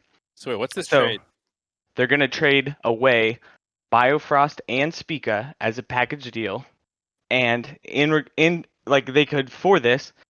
Here are 4 teams that have a good jungler and a bad support who would be willing to take this trade. So IMT could trade Xmeti for Gay or Hakuho. Golden Guardians could trade Closer and Huhi for Spica Biofrost. Evil Geniuses could trade back Svenskeren and Zazel, and Evil Geniuses would be upgrading support from Zazel to Biofrost. Or FlyQuest could trade Santorin and Ignar, You missed for the most Spica. obvious one, which which is is TSM trades these to Cloud9 after Cloud9 sells their star players to another team, and then Cloud9 begins to make those TSM players look incredible. well, Uh, it could be the case. This 4 trades that they could pull off are a little crazy. I was gonna say I just think they're in a good position. Regardless, I think you can still hold on to Biofrost while you're shopping around trying to figure out your roster for 2021. I was just gonna say I think that they're in a very solid position, assuming this lineup. If this lineup can make Worlds, then you are in a great position for 2021. Is where I was going to agree with the caller on this. I wasn't ready to jump down a trade rabbit hole. Yeah. I think. Go ahead. The point I was making was that I don't think TSM wants to commit to Spica for a long-term jungle spot. I think that best case scenario for them is that they get him some experience under his belt and an LCS title maybe, because then he becomes more valuable to other teams. And like nobody's gonna buy into Spica if he becomes another TSM jungler who didn't do shit, like Acadian or Grig or Dardoch or. I don't know. Dignitas seems to buy that. Well, yeah. Well, who gives a shit what Dignitas thinks right now? I mean, again, C9 picked up Svenskeren. Well, that's why I'm saying Svenskeren and Santorin are both former TSM assets that are both highly valuable in my opinion right now. And if TSM's looking in past TSM players. So back to this year. Let's go back to TSM. And by the way, hey, really quickly, just before we get to Mark's thing, you can't start Closer, Treats, and Broken Blade, which I think was one of your scenarios. That is fair. Yeah, I didn't think about that. That's a good point. Go ahead, Mark. Yeah, that's why I thought you wanted to hold on to Biofrost and trade Treats or something, and then get a I don't know, Santorin or I don't know. The whole thing's a weird thing to me. So let's go back to this year where we don't have to speculate too much, and we can talk about how the lineup's actually doing. Because some people also think Bjerg should be an MVP candidate, which I also think is an interesting part of this conversation with TSM and their late season resurgence. I had tweeted it out. People seem to think it's a conversation. I think Bjergsen's been great this split. I think he has not really ever been bad at all this split. I think there's been times where he's been ineffective, I guess you would say, or like hasn't been able to influence the game. but that's usually like more about how his team's playing than him. And then like when his team's playing well, he's a fucking monster. And so they've had some shot calling problems, it seems like, with the swap out. They've had some draft things where they're trying a lot of weird stuff. But Bjergsen has been super consistent the entire time. Individually, he's playing well in terms of his solo kills. His just overall laning stats are still good. He's been great. So like, I don't know if I go all the way to MVP without them doing something really crazy at the end of the split, like finishing number 1 or something. I think it's a tight MVP debate though. Between who are all the people that are in your MVP debate? I think it's Core JJ more than Jensen for TL. If I was going to throw my weight behind someone, I think it's Core, and I think he's been really incredible. I think for C9 it's still Blabber, even though that he's struggling and C9's struggling. Like, yeah, the tough problem is like MVP voting starts after this weekend. So Blabber needs to look really good this week because I feel like, unfortunately for him, there's already some recency bias in this stuff, and like. Yeah, I mean, recency bias is obviously going to matter. Yeah. His first half of the split was absolutely dominant, and so like I do want people to remember that. They won't. They won't. I think depending on what happens, like if TSM drops out and Bjerg doesn't look good, then maybe he's not. It is Core JJ's, and then if they rally and they get first, that'd be incredible. If they just get second, but Bjergsen's still popping off and they go 2-0, it's still, pretty incredible. So I don't know. I think it's interesting. There's a lot of people in the chat saying it really comes down to the TSM TL game this weekend, which I think is interesting. I think it depends, how they look in it. Like, I think Core JJ could lose that game, but pop off and Bjerg could suck, or vice versa. Like TL could win, Core ints to double lift. Still means it comes down to it, which is interesting. Yeah. Okay, so does TSM win? Honestly, here's the problem for me. I actually have no clue who's going to win summer finals right now. Like, it's cool, right? Not knowing. Well, here's my reasoning as a TSM fan, and just as a general LCS fan, is I feel like Bjergsen and Doublelift are two of the least tiltable players in a 5-game series in the LCS. And I think, like, based on the last couple of years, Jensen and Sven for Team Liquid and Cloud9 respectively are two of the more emotional and like easily tiltable in a 5-game series. So I'm thinking, like, I'm hoping at least that TSM's resolution constitution helps them like push through these last few weeks. Are you confident in Treats, Spica, and yeah, I was about to say there Broken are Blade? other people on the team. Yeah, well, I think I actually think they're pretty like Treats. This is gonna be his first time, Yeah, I think Broken Blade is a monster. I think people have been like doubting him for no reason for the last split. I think he's been great. I don't know about Spica, honestly. I've never been confident at TSM jungler since Svenskaren left, so I don't know what to say about that. But either way, I'm really excited for this upcoming split, and I'm really confident that TSM is gonna pull it out in the end. I don't think that Cloud9's looking good, and I don't think that Team Liquid is dynamic enough. I think TSM is too like multi-dimensional for Team Liquid to deal I don't with really in a care 5-game series. who wins, but I do hope Cloud9 turns it back on, because I think it'd be super disappointing if like we don't even if like they end up in some third place match and don't really look good. I don't know. Yeah, I think I'm interested in the actual head-to-head versus TL, because I could see it going either way. Like, okay, yeah, Broken Blade has more dynamic champ pool than Impact, but Impact can also maybe just absorb all that. Core JJ is a beast playmaker, but maybe Doublelift can keep him locked down in lane with good laning. Jensen and Bjergsen always go back and forth. The junglers are a question mark for both. Broxa has a shitload of experience, but has been struggling a little bit to integrate with his team. But like when you're talking about tilt proof, like I think the guy who played a World Finals is probably less tiltable than Spica. So like I actually do think it's a really interesting matchup, and we'll learn a lot from this one, because the first time they played doesn't fucking matter. TSM was nothing like they are now, and they were a bit of a dumpster fire. It's all the way back Um, from week 1 or whatever. Yeah, go ahead, McKalen. Just as far as before I go, as far as the second half of my take, do you guys think that could you at least concede to me that TSM with Svenskeren or Santorin in the jungle treats support looks better than Well, then- Spica? I don't Yeah, think that they will pick up Svenskeren. I think that that's not very likely. It doesn't feel like a TSM move. I know they reunited a bunch of people previously, but I just don't like. So I'm not. you think this Svenskeren bridge is burned, but the Santorin bridge isn't burned? My bigger I- question is, what are you doing with Broken Blade? Well, Santorin and Svenskeren are both NA residents at this point Yeah. because they've been around. Oh, since actually, I forever. forgot about Santorin Yeah, doing. Yeah, Santorin is. Because Santorin was here playing in like Yeah. Challenger. with He's been a TSM. resident for a while, I think. Yeah, I actually totally forgot about that. My brain booms. He was like on Apex or something random, and it let him get a really early resonance. I think it was Gold Coins just- United or some shit. Yeah, here's the thing.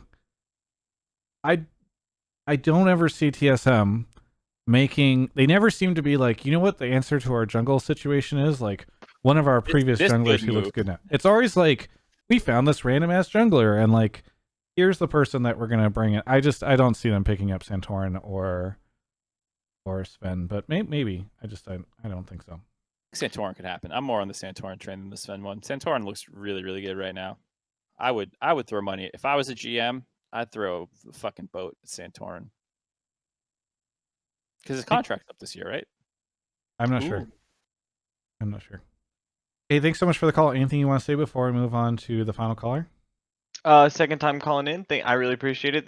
Both of these calls this split have been the highlights of my week. So I look forward to this split. I hope TSM beats Team Liquid, and I don't know. Everybody sign up for that draft buff.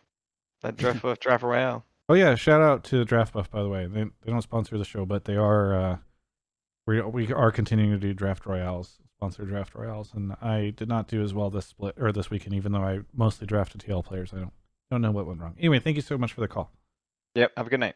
Mark, I have a question for you really quickly. Santorin is up for money making this year. If you're Santorin or Svenskeren, do you join TSM? I think it depends. I mean, if they made Worlds this year, like let's say TSM goes and TL does, or excuse me, FlyQuest doesn't or something. Isn't that kind of an attractive offer? Like, Yeah, you're probably I thinking, just, hey, I'm better than Spica, and it's the rest of if I'm a jungler, I just feel like I'm a little wary of going to TSM. But I think Santorin didn't dislike it, if I remember. I think he speaks somewhat highly of his time there, if I remember. He seems to really like Santorin's a very nice person, but when I interview him, he seems to really enjoy the idea of beating TSM. Maybe I'm reading too much into it, but Yeah, maybe, I don't know.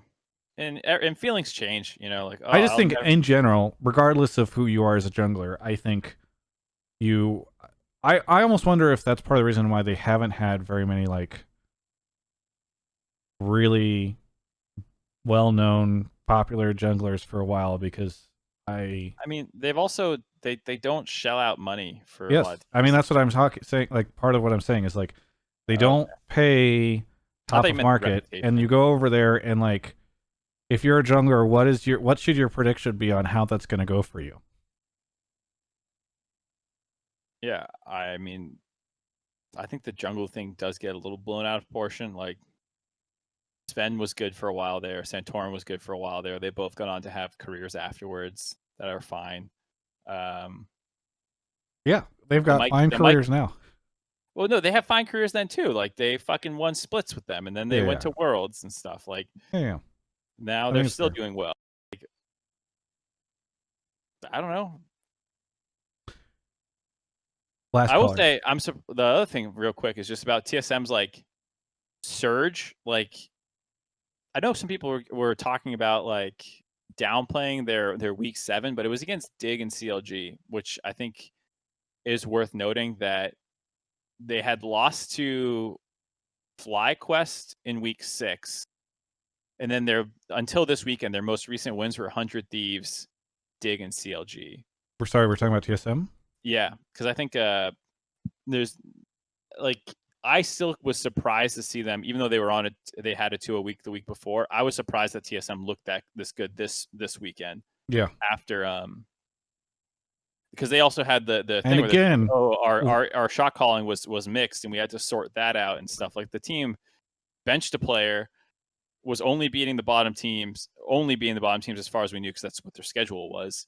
And then we're also talking about problems they were having. Well, again, one of the teams that they beat this weekend was second half of the split C9. So, I mean, if you're winning against that team, are you really getting that much credibility? You know what I'm saying? I mean, they also beat EG, who's like 2-6 in the back. You know, like they saw, they're terrible too. TSM still hasn't beaten anyone. What are we talking about? Has TSM? When was the last time that they beat somebody who had a good recent who was record? on a good recent record? Oh god, dude. Immortals doesn't count, does it? I thought they lost to. Oh no, they lost to Immortals. Yes. Hold on. Golden Guardians wasn't quite hot yet when they beat them. They beat EG before EG was bad. Maybe they beat. Was CLG good? They beat CLG when CLG was like starting to lose. I mean, I'm looking at all their wins. I'm actually having a hard time coming up with something that was.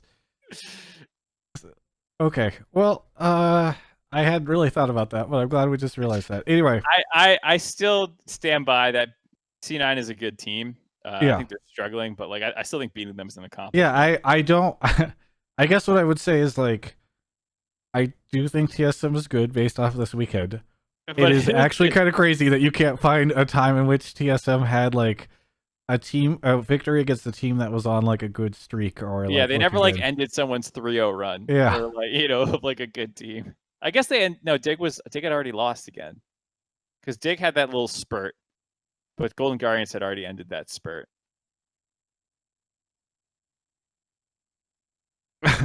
Okay. Well, all right. Anyway, I meant to hype TSM with this, and then I fucking shot it in the foot.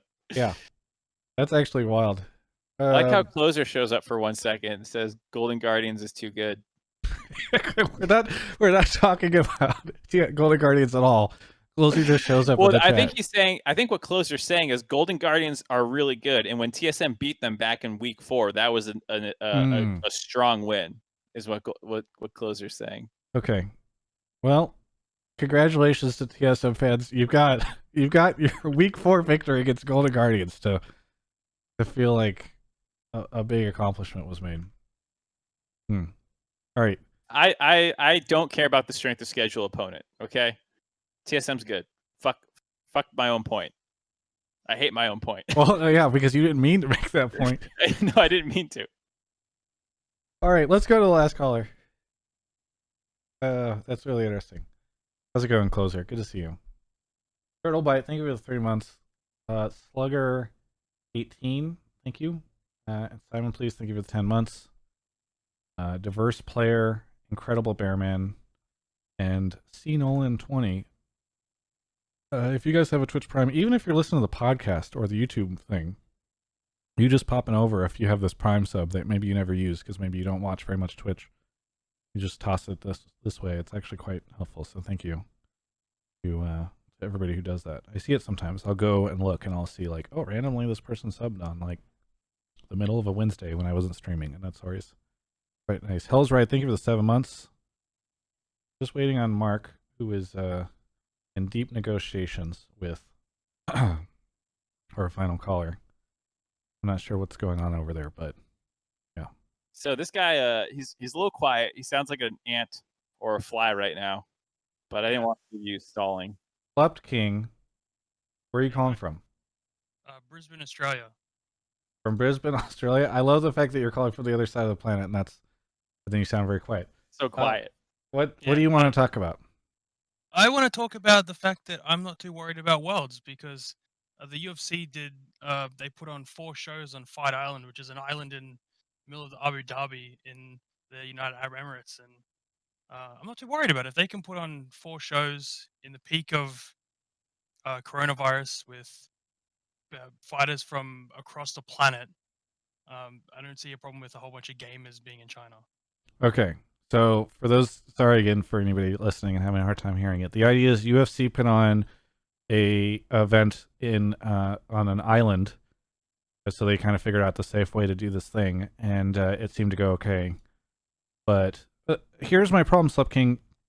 That was an island, whereas my understanding of at least, China and the U.S. are in different places right now with the virus, but the U.S. sports that have tried to do bubbles, I think, have not, like, there have been incidents. I think they've mostly gone okay, but like I was just reading today about an MLB team who had like a big outbreak and like a game had to get canceled because of it. So I guess I'm a little like, I would still bet that everything goes mostly okay with the world's bubble, but I'm a little surprised at how I had this conversation with somebody a day or two ago.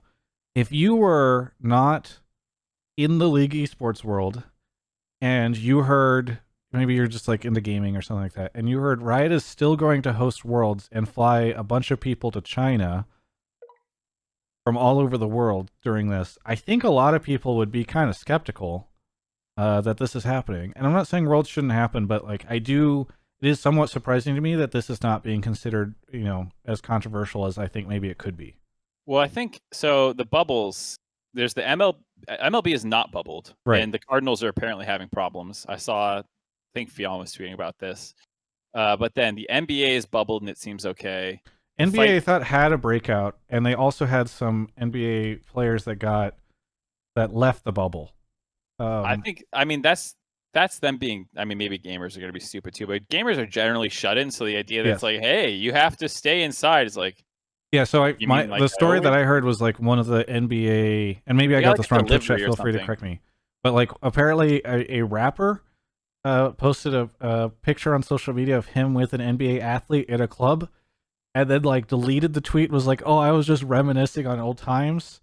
And then Jack Harlow, and and then they were at a strip club. Okay, so this is a story that feels less likely to happen for LoL esports players, but it still like is evidence to me that people will not always respect. I mean, there's always these kind of like the NBA, for being honest, has a lot of hilarious stories about shit like that, like J.R. Smith, like getting in the club and getting drunk and like hitting up Rihanna or some shit the night before a finals. I forget what it was. It was just like ridiculous.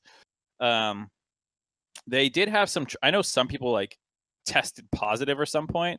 But I think the bubbles that are actually working for the most part, like because you go there and you have to spend 2 weeks basically in self quarantine before you're able to like interact in the bubble, as I understand it, and you're getting tested during this time, and so like it's pretty likely to deal with this. So like I can understand some people being like, "Oh my god, gut reaction flying to China during a global pandemic. What the fuck?" But like, I think if you actually dig into how it's supposed to work, it does seem pretty reasonable. You go, you fly there, you sit alone for 2 weeks, or like with the people you flew with, you wait to see if anyone tests positive, and you isolate them, and then you go from there. They've also.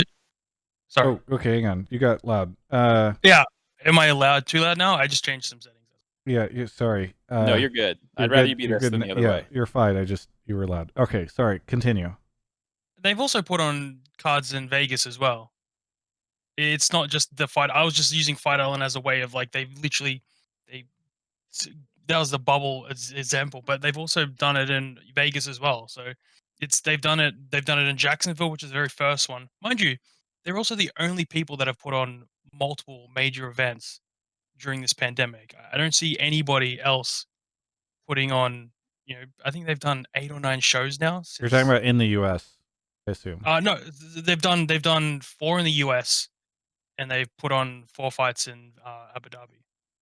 Well, when you say major events, I mean, I think like I've seen footage, and again, I'm not very much like Mark in most things. I am not very well educated on this specific topic, but I know like Korea baseball has resumed, or I've seen some games that have been happening over there. So it's not like sports everywhere. It's not like UFC is the only one doing this stuff, but that's a good point Twitch has raising about how like the length of the thing. Like UFC is not a great comparison because it's one night or something, whereas Yeah. the NBA is at least like an ongoing season, which Worlds will be closer to of like over a month period.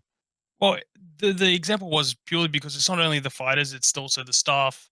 You got the staff, you got the people who are coming, like the coaches, etc., who are with them. Not to mention whoever else came with them.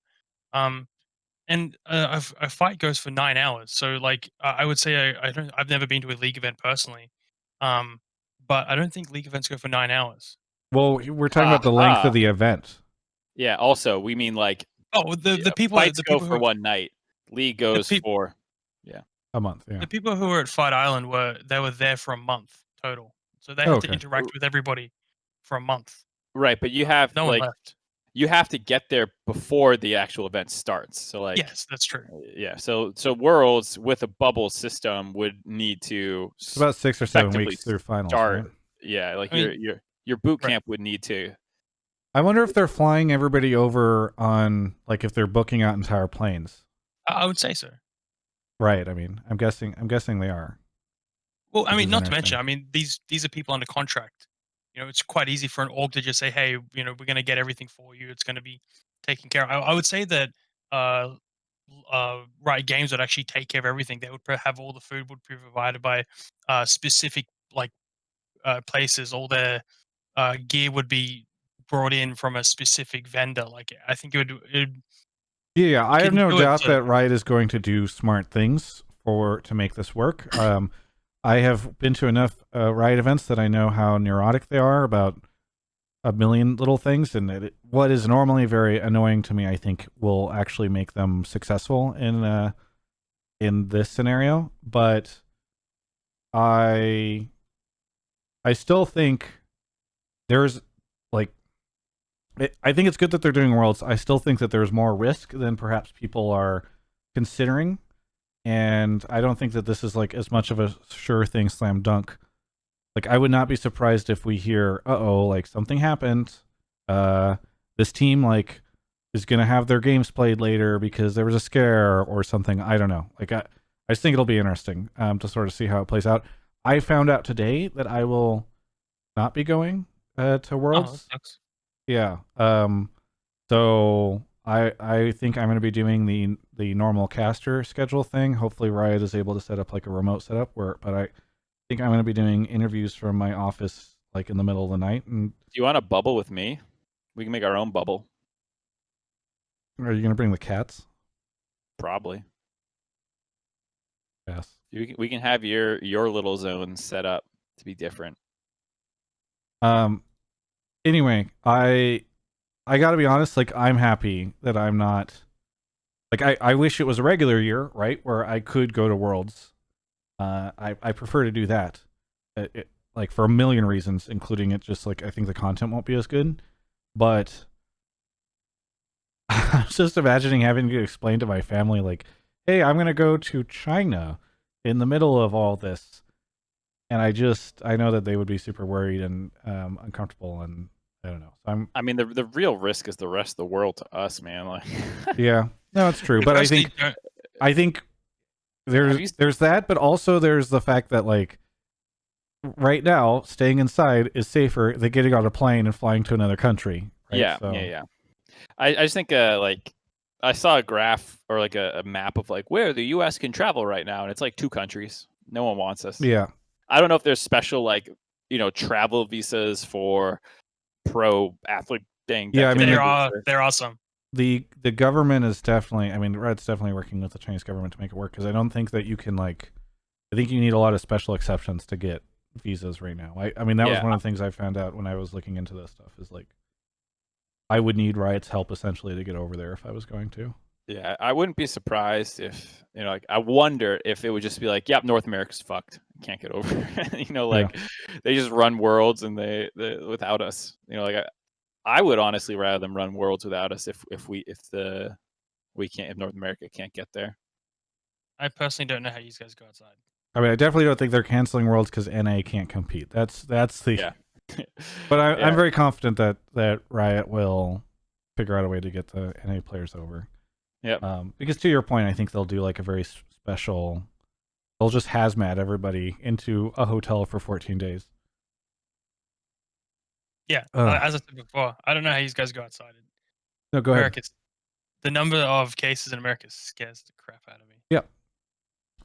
Imagine living here. I've left my house maybe 30 times since February 28th. Yeah. I'm scared, and we have like less than a tenth of the cases that you guys have. Yep. Well, either way, I appreciate that you called in with a world take because I did kind of want to talk on it. And I thought, I like not all this weird discussing nerdy it. stuff as well. What's that? I like a lot of the back end questions, conversation that you guys have on the show. Yeah. Well, I appreciate it. Yeah. Thank you. Either way, thanks so much for calling in, Slept King, and hope you keep holding it down in Australia. All right. And I will catch you next time. Yeah. Oh, do you have anything you want to shout out? Sorry. Shout out to Alienware. And wear a mask, guys. Yeah. Thank you so much. Have a good one. Bye. All right. That is the show. Mark, anything you want to talk about or say before we say goodbye? Any shout outs? No. I don't think there's any new developments. I think Mark and I filmed a video talking Oh, about for my book channel, which people can go follow, Travis Gafford Books on YouTube. If you are interested in more of Mark and I maybe talking about stuff that isn't League of Legends, which I don't know why you would. I don't know why people like us talking about League of Legends, but you can go check that out. It's going to go up this week. I'm almost certain. If not, my intro video to the channel will go up explaining a lot of stuff, and then it'll go up next week. But you can go subscribe to that. And the first video is going to be me talking about which fantasy books I think people should get into. So if you've been hearing us talk a lot about that, you can learn more there. And I'm trying to think if there's anything to. Oh, go check out my Dash interview. I did a very long form interview with Dash. Also have one talking to Steve about something that will come out next week. Either way, thank you so much, Mark, for the show. Bye. Oh, okay. Well, I guess that's how we're ending it. Well, yeah, because I want you to end it so I can ask you a question. Oh, episode 134 of Hotline League in the can.